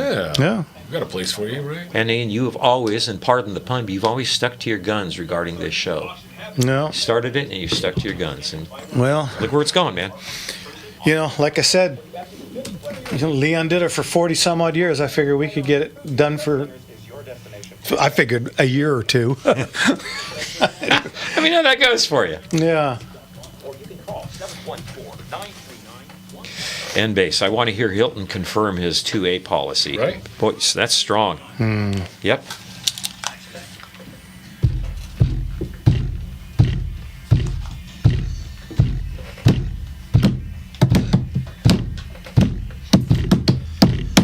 Moving forward, using all my breath. Making love to you was never second best. I'm all world crushing all around your face. Never really knowing it was always missionless. Everybody, I'll stop the world and melt with you. One more time. You've seen the difference, and it's getting better all the time. Welcome back, everybody, to Gunslingers right here on the Gunslinger Syndicated Radio Network. All right, let's get to Craig up in Big Bear. Craig, sorry to keep you waiting so long. What can we do for you? Hey, no problem. Hey, congratulations on 7 years. Thank you. Hey, you know, Craig used to call back when we were at the old show. So yeah, Craig's been calling in a long time. Thanks, Craig. I've been listening for 7 years. Love it. Thank you kindly. Appreciate it. Hey, favorite shootout is open range. That is a good one. That's on the list. I think the first shot was that the most first shot. Oh, it's the Buster Scruggs shot, right? Yeah, it's a great. I enjoyed it too. Yeah, kabam! Okay, yeah, it's like, okay, that was a shot heard around the world. Okay, let's get the rest of this going now. Right. So I had a question, Jeff. I was cleaning up my Colt single actions, and I noticed some of the nickel plating is coming off. Yeah. Starting to bubble up from underneath. And I'm just wondering if you know a place where I can get those taken care of. To get them plated around here, no. Honestly, Scott had the same problem, and he called Colt. They sent them back, and he had them done there. That'll get her done. Oh, really? Yeah. How about Peacemaker Specialties? Where are they out of? They used to be up in San Luis Obispo. That's right. Yeah, I don't know. Hardly anybody's doing any plating. I can't. It's illegal. Yeah, I can't find anybody to do any kind of chroming, for any of my car parts anymore. That's they chased it out of the state. So Yeah. send it back to Colt. Sounds pretty strong. Yeah, I would call Colt and see if they're still doing that, and that would be the place I would try. Yeah, I couldn't remember if it was Scott or Larry that had that done. I think, if I recall, those guns, well, I don't know if you got the same ones, but it seemed to me that Dick had them, and he sold them to Larry, and Larry sold them to Scott. Every one of them had the same problem. No. I got mine right from Filthy Lucre. He had two sets. He had long barrels and short barrels. Gotcha. And Scott got the shorts, and I got the 7-inch barrels. Oh, gotcha. Nice. Okay. Yeah. It was another set of pistols that made the rounds. I think they actually made them back to you. Could have. Very well could have. Yeah. Okay. All right. Okay. Well, hey, hopefully, we're going to get back up there pretty soon. We've only had the boat out twice since May, so it's boat weather now. Yeah, definitely, especially because it's about 30 degrees cooler up there. So, hopefully, we'll see you out there, Craig. Yes, Jeff. Okay. You guys take care. Here's to another, well, I don't want to say another 7 years, but here's to longevity on your show. Thank you, sir. Appreciate it. We'll talk to you soon. All right, take care. Bye-bye. You take care. Thanks. You too. Bye-bye. Bye. Good shout out, too. Yep. All right, let's get to our buddy Sean in Covina. What's going on, Sean? Hey, Evening, Sean. Greetings. Congratulations to the three amigos and lucky number 7. Thank you, sir. Oh, thank you. And unfortunately, I'm coming to you with a heavy heart today. My niece's husband has been fallen by a demon. Uh-oh. An intervention is needed, and that demon has a name. It's the C96 Mauser pistol. He wants one. I just happen to know. Go ahead. Yeah. He wants that Chinese jigsaw puzzle from hell. And I told them, don't get it. Get something else. I haven't gone into reasons, but we all know about that bolt stop. But you got to replace it, otherwise you'll be eating the bolt. Mm. And you give some good reasons why he shouldn't get the first over-engineered demon from hell pistol. Well, first off, tell him to get a Mauser version, not the Chinese one. Please. The Chinese version, most of them are in 45. Right. And they have a tendency to, when you pull the trigger, go full auto. Or become parts kits because they're not up to the pressure. Yeah.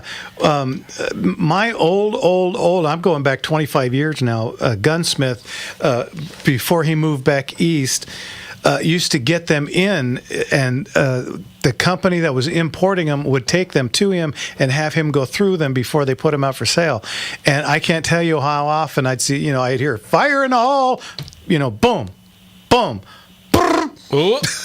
it's like, put that one back, and then he high quality manufacturing parts. Yeah, just don't get the Chinese one. A actual broom handled Mauser, on the other hand, in 9mm, try to stay away from the 30 cal because it's hard to find ammo. Yeah, but if he wants one, I know this auction that has them all the time. All the time. Oh, and he'll want to get a real good screwdriver kit. Yeah. Inside joke, sorry. Yeah, they are the Chinese puzzle of firearms. There's not a screw in the damn thing. Right. And they are, let's just put it this way. I love them because I like how much money they make when I sell them. There you go. Now, you have some in the upcoming auction, though, right? We always do, yeah. So to send him over my way, I'll sell him a good one for a reasonable price and get that itch out of his scratch. Well, I was trying to talk him out of it. I didn't mean to get him a Chinese one, but I was saying that when you disassemble, it's like a Chinese puzzle. I got you. Okay. Well, believe it or not, China made many. Yeah. There were warlords back in the day that absolutely They loved that those. gun. And they made them in 45. I tell you, the last one I ever had in 45, I sold to James Earl Jones, of all people. Yeah, he absolutely. And I sold him that and a gyrojet carbine. Yeah. Boy, the world is filled with gyrojet carbines and ammunition. Yeah. And, wow. Yeah, that was a crazy. That's quite day. a collection. Yep.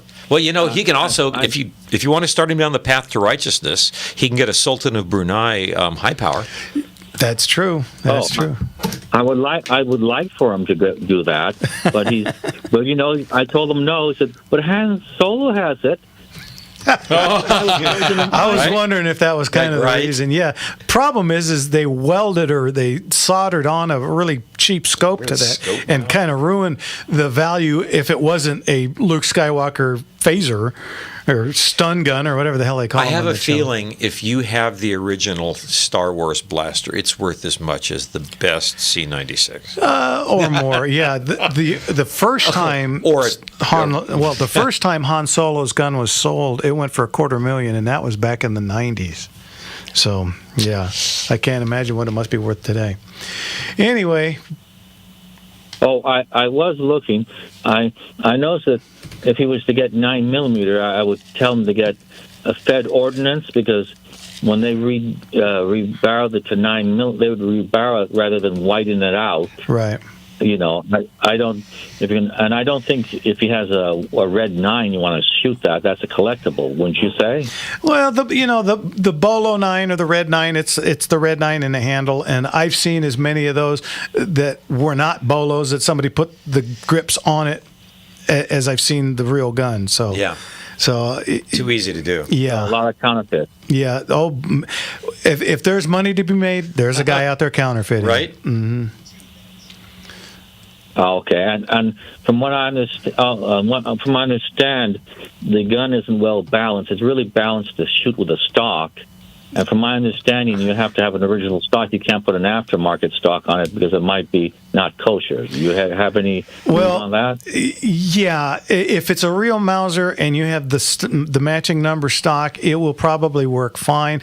Unfortunately, it makes it illegal in California. Right. But unfortunately, rarely do you have the all matching numbers set. Man. Yeah, and when you put on a stock onto a stock from a different gun onto your gun, it shakes, rattles, and rolls. They're already an ergonomic nightmare. Yeah, and like I said, they don't feel good in the hand. They're just I like selling them.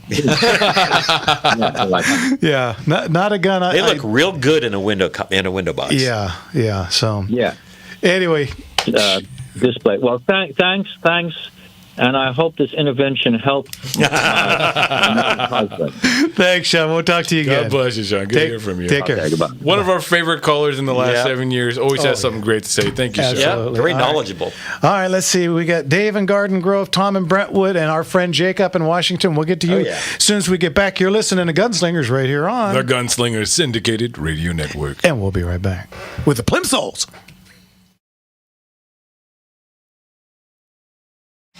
We were working the Boulevard about the time they were coming up, and so we got to see them a lot and play with them a lot. Wow. All right, long break. 12-string Rickenbacker, man. Yeah. It has a sound all of its own. Miles away. Oh, man, I did something to my voice yesterday. I could barely talk. I was talking so much to people in the shop, and it was so loud. I was talking loud, and I got... You'll know that from singing. That's the same thing. Yeah, I got vocal burnout.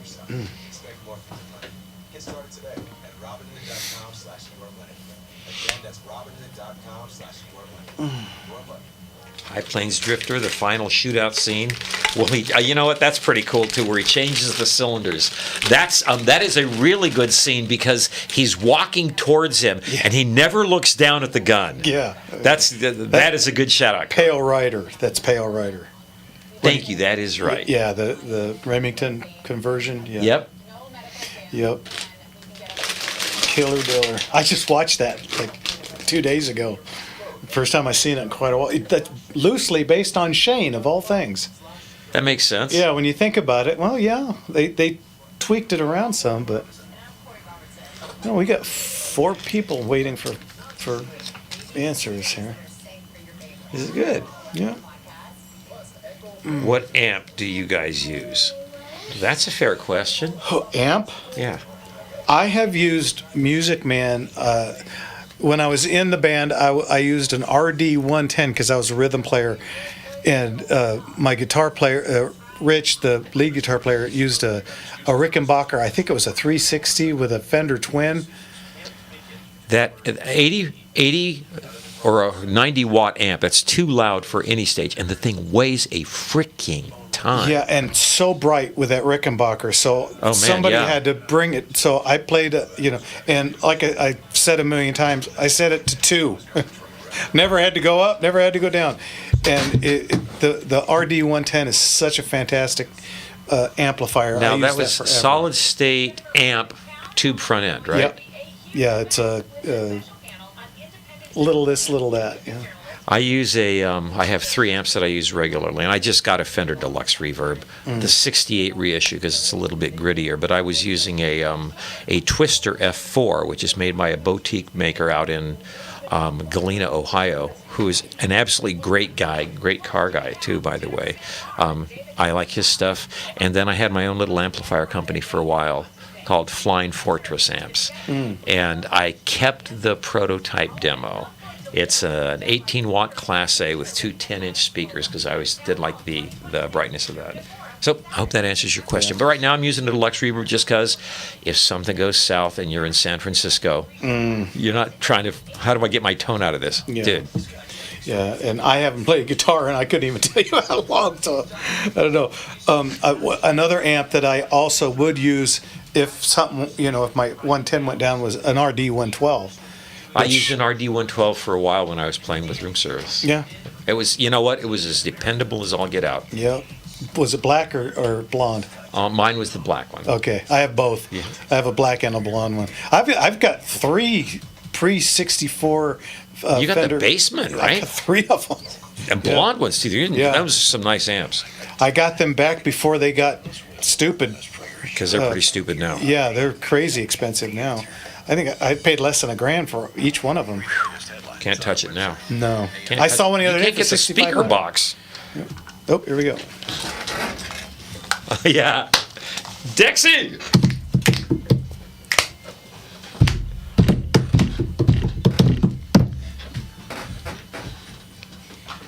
What a Harley!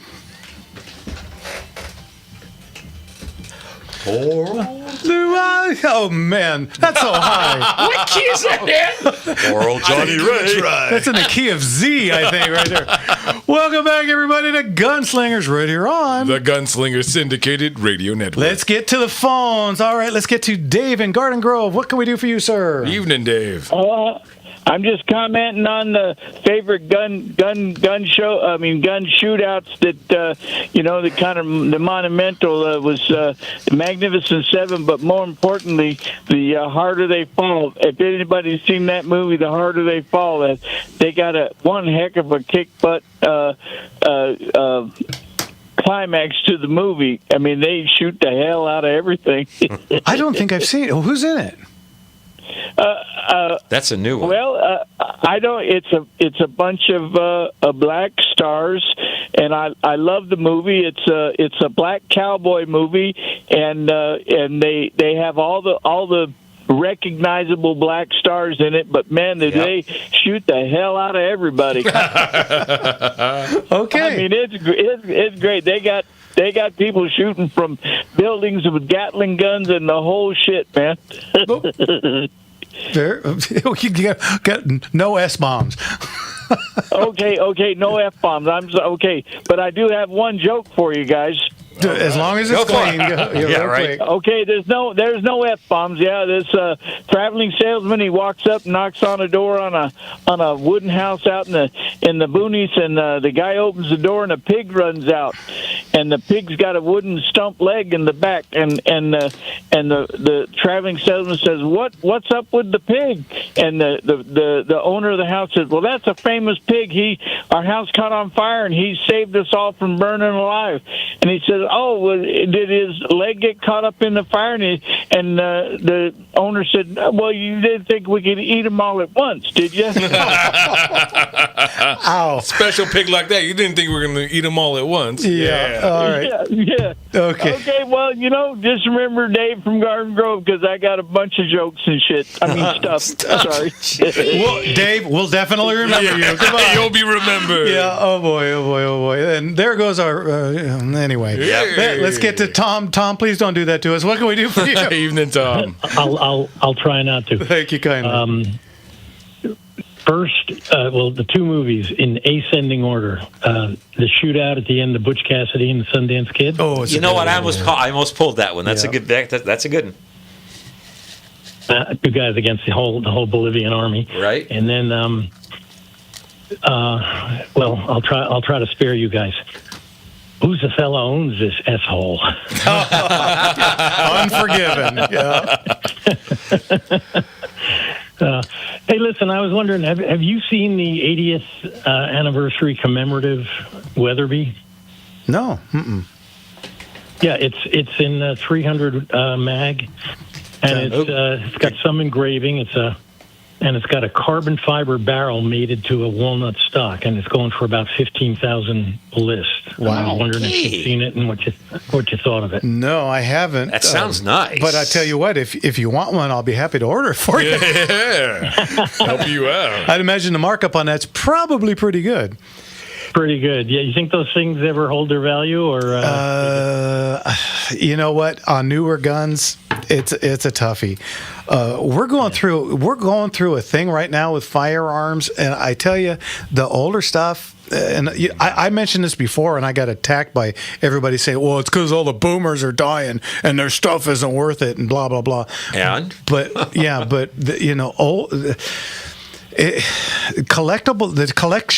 gun collecting is changing. Oh yeah, and people are not going after the stuff. We've talked about this before. Yeah. So it was always a classic.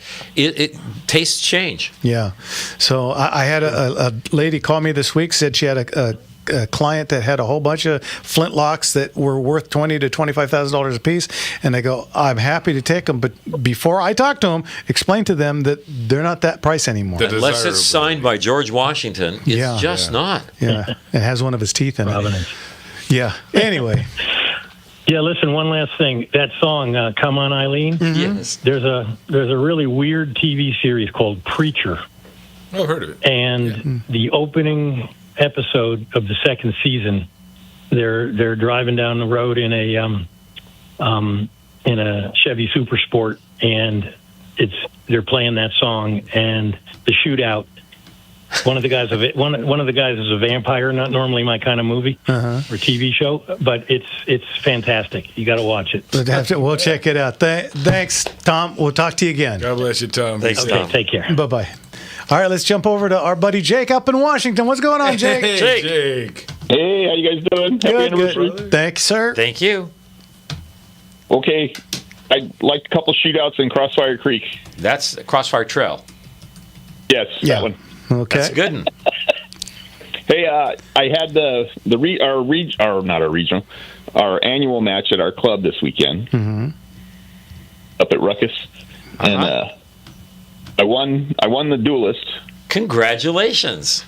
And I came in 16th overall out of 90. Nice. That's a good finish shooting duelist. Heck yeah. Yeah. I was the top duelist. So it worked out good. Very cool. Very Congratulations. cool. Do you have a training protocol that you follow? Yeah, once a month. Yeah. Yeah, it's called the practice match. Yeah. Right. Whichever match I can get to at the time. Very good. Well, congratulations. Congratulations. On that. Was our buddy Ricochet up there? Yeah.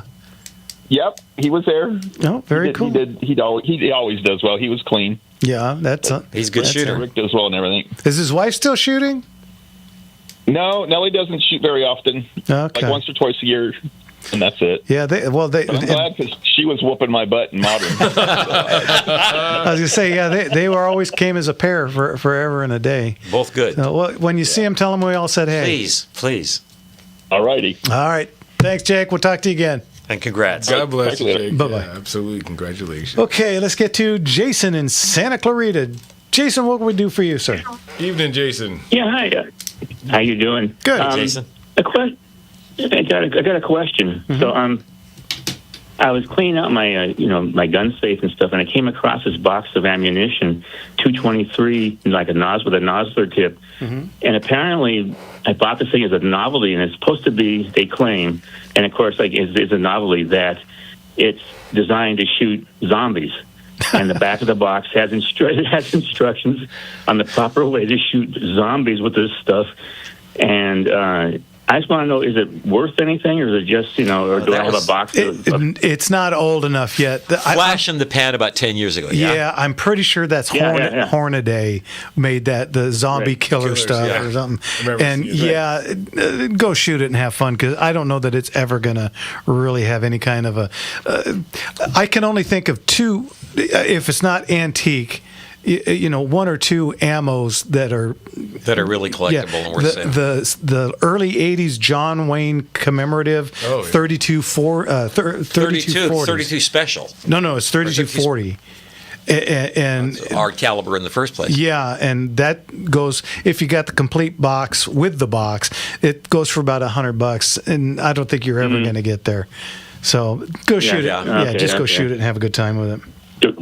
I just came across it, and I didn't want to shoot it up, thinking that, hey, one day this stuff will be valuable. But if it's taking 10,000 years to make that happen, I'm gonna go play with it. Yeah, it'll be expensive because it'll be black marketed because the Democrats will have taken everything away from us at that point.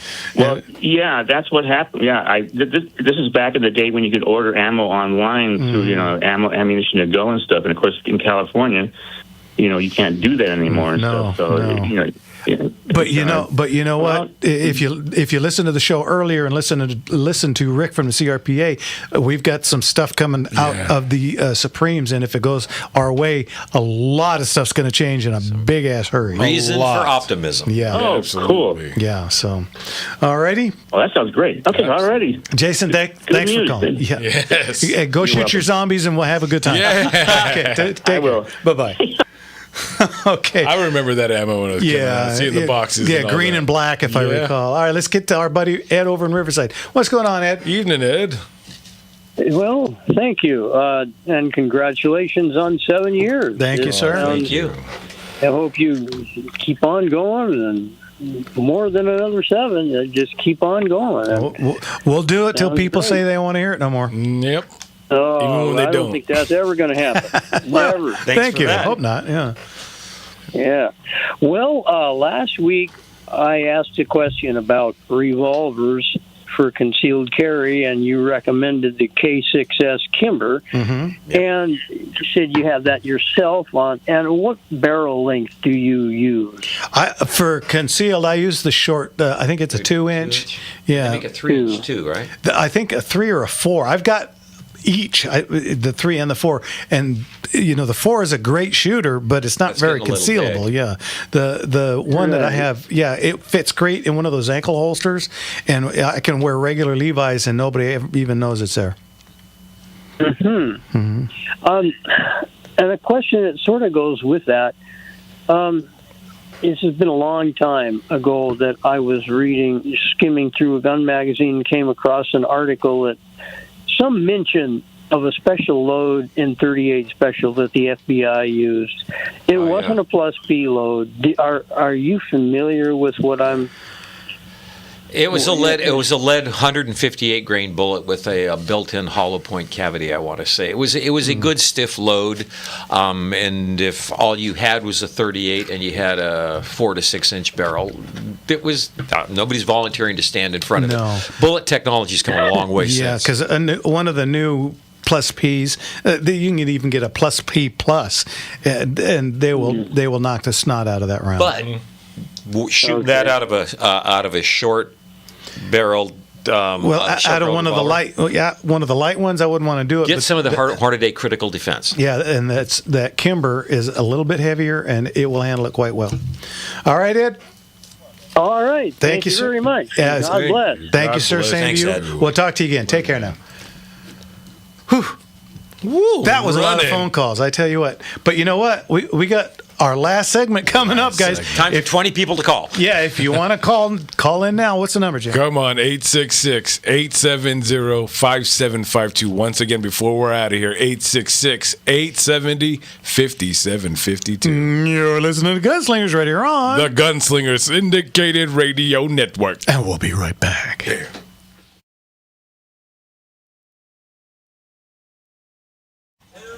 Baby, it's good to you to do the things that I do. Mm-hmm. Take you higher. Oh, I'm on fire. Boy, how to make a hit out of like nothing. There's nothing going on that. I mean, the production is pretty basic. Yeah. I don't like the the high shit at the end of it, but yeah, the lyric part's pretty good. Yeah. And I'm not a fan of that guy in the slightest. Well, his politics are pretty. He's lost his way. So American, but so anti-American. Yeah. Well, he signed his, he made his Faustian deal. Yeah. So.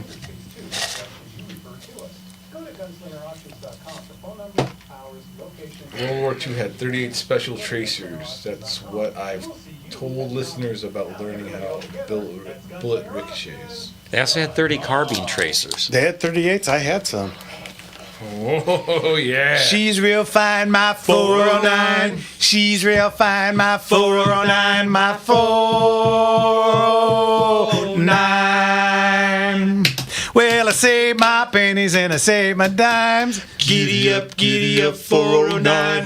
Before I knew there would be a time. Giddy up, 409. When I would buy a brand new 409. 409. Welcome back, everybody, to Gunslingers right here on the Gunslinger Syndicated Radio Network. I was talking to my friend Bill yesterday about he bought a 1962 Impala in 1965 with a 409. 409, baby. Yeah, what a great motor. And you can tell the valve covers look so different from everything, except for, of all things, a Chevy, I think it's a 348. The one that came in the 58 Impala. Those are the only two that ever had that style heads. All right, let's get to Brent in L.A. How are you, Brent? Good evening, Brent. Shalom. Shalom, you super centennial vintage 7 MAGA museum quality gunslinger. That is a mouthful. Got a whole show in the opener. I tell you what, what's going on, Brent? Well, I bet the best true-to-life American Western shootout I unfortunately haven't yet been able to watch, but have heard so much good about, is the final shootout during John Irwin's new, wonderful, historically accurate biopic about America's awesome, kick-butt young George Washington, who during the French and Indian War had multiple bullets shot through his coat and bullets take down his horse, but he keeps they keep miraculously missing him, and who then pumps his fist in the air and shouts, "Fight, fight, fight!" Yeah, man. That's a really, really good film. And from what I understand, that's an absolutely true story. Yeah, from what I hear. Yeah, but buttons being shot off his jacket. They thought they killed him multiple times. Yeah, no, that was an amazing story and one of the miracles of America, and how it used to always be taught to young school kids. And apparently in the 1930s, they got rid of it somehow because it was separation of something and something. And go ahead. And I think I want to bless and thank today's new courageous class of Hollywood heroes in the film who are now risking their lives and careers by standing for God in America. And so I just want to salute John Irwin, Mary Louise Parker, Kelsey Grammer, Ben Kingsley, and the amazing new William Franklin Miller. Yeah, absolutely. I think he does a great job. It just I've heard so much about it. And being in L.A., apparently the movie theaters want to make it as inconvenient to find. And I couldn't find it, but they were always having inconvenient times and everything else. And I think they did everything they could to bury it. And so we have to make sure we do see it eventually. Honestly, voting with your money is important because that is a religion that all the studios of respect and understand. Yep, absolutely. Yeah. Well, and speaking of movies, Brent, the one came on today on TMC called "We're No Angels" with Humphrey Bogart. Have you seen this one? I have. I'm trying to remember it though. Oh, it's a Christmas movie with Bogey. Right. And you don't think of Bogart in comedies, but this one is just an absolute, and it's a charmer. It's a great movie. Check it out. Charming. Yeah, it's a great movie about 3 convicts on Devil's Island. Go check it out. It's just a fantastic movie. Sounds good. All right, there's so many movies to watch. I know, but this is an A+. It's a 7-star movie. All right, Brett. We're no angels. Yeah, that's it. Great. Thank you, sir. We'll talk to you again. God bless you. Talk to you later. Bye bye. Okay, let's jump over to Carrie in Huntington Beach. What can we do for you? Evening, Carrie. Hello, music lovers. Hey. Yeah. Anyway, another great line from Tombstone.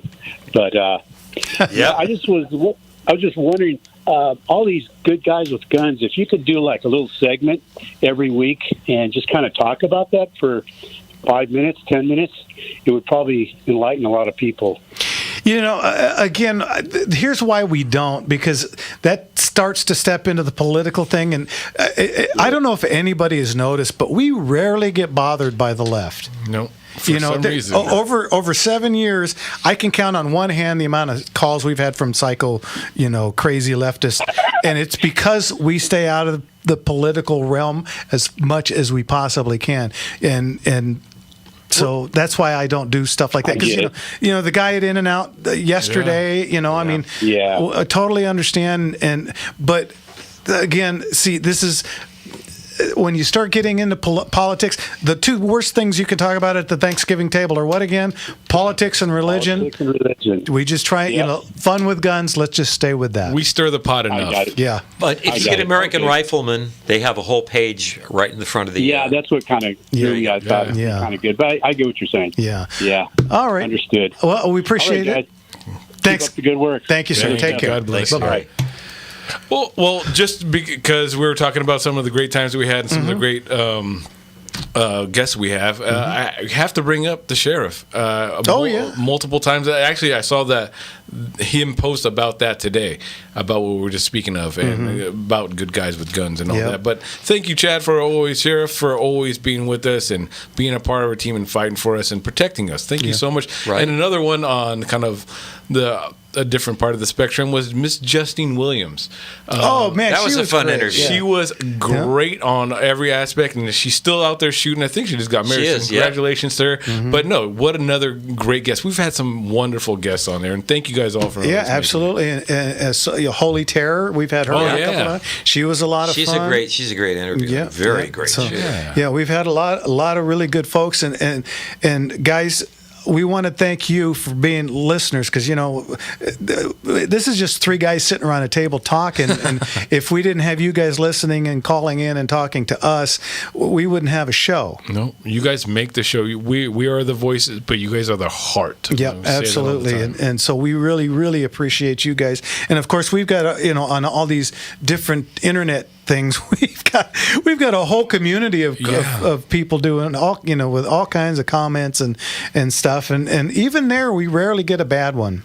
No, honestly, I love our family online. You guys are the best. You guys keep us laughing and keep us entertained on there while we're trying to entertain you. So thank you guys for being so vocal. On there. And then lastly, I want to really thank the one and only Leon the Motorman, because I don't make light too much about this, but it is really true. I just took his show and just tweaked it for guns instead of cars, because I listened to Leon for since the 80s. All the years I played baseball. I played on Saturdays and Sundays, and of course Sunday mornings. On the drive to the game, I'd be listening to Leon, and me, I'm always 15 minutes early, so I'm sitting in the parking lot, and I don't, I'm an adult dressed up in a baseball uniform and not going to my kids' game, so I don't want to get out of the car. So it was just great. I just turned on Leon, and I'd sit there, and back in the day, people call him about, my '57 Chevy's, the differential fell off, and what do I do about this? And I learned so much from him. You needed a scatter shield. Yeah. That's another great, I came in to the old station, and Leon was in there getting ready for his show. And I told him, Leon, do you remember Wednesday night at Irwindale Raceway? All you needed was a helmet and a scatter shield. And he took that scatter shield. Yeah. I haven't heard that word in so long. And he did most of his show. I drove home from our show listening to him talking about scatter shields all the way. It was so cool. It was, to think that, we were a little part of his huge show. It was always such a big treat for me. So, Leon, if you're still up, we really appreciate everything that you've done for us. We got another call. You want? Let's see if we got a minute. We got about a minute to go, and it's not. There we go. Okay, Robert, what can we do? Oh, it's our Robert. What's going on, Robert? We only got about a minute. Go. Hey, I just wanted to call. I have nothing to talk about. Just say hello, my Gunslinger. You're part of our 7 years, man. Yep, absolutely. Congratulations and this and that. Is Jeff drinking the rest of his Coke right there? Yeah. And just wanted to say hello. Thank you, brother. Hello. Awesome. It's funny. I don't know who's in charge of your social media, but I get dinged all the time. Like, well, you were sitting there talking about this and this. How fun! So, right? Yeah. Yes and no.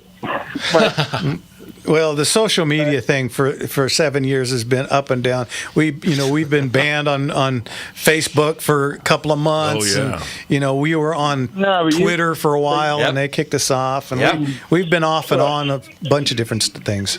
I don't have Twitter. I don't do that. I have Facebook, and that was like something that I had, way back in a former career, and. I'm like this, and it pops up here and there. I'm absolutely not on social media at all, because I really don't want to tell people what I have a hamburger. Yeah, and if you don't have really a cat, you're kind of left, with nothing to talk about. Anyway, Robert. Anyways, I just wanted to call in and say, hey, I love you guys as always. I always watch you every Sunday. Thank you, sir. So you guys are really awesome. I love your show. God bless you and all your family. And we'll talk soon. All right, very good. Thanks, man. We'll talk to you. Bye-bye. All right, that was Robert, and he buys drinks when we go to Vegas. Right? he had a chance to meet us, and we're not as horrible as it says on the latrine wall. Yeah, he showed up at our booth at the Vegas Antique Show, which we will be at again next year. Yes, sir. And came up, and we all went to the bar right outside the thing and kicked around, and he bought me a Pepsi. How very nice. And the beard came by. Yeah, the beard of knowledge, which I owe Mark a call. I got to call him and get him on. But anyway, thanks again, folks. Woo! Like I said, we couldn't do it without you guys, so we really appreciate your patronage, and we'll see you again. And don't forget to smile. Just little curves. That's a lot of things straight. Thank you, Leon. We'll see you guys next week. We love Goodbye. you. God bless. Goodbye.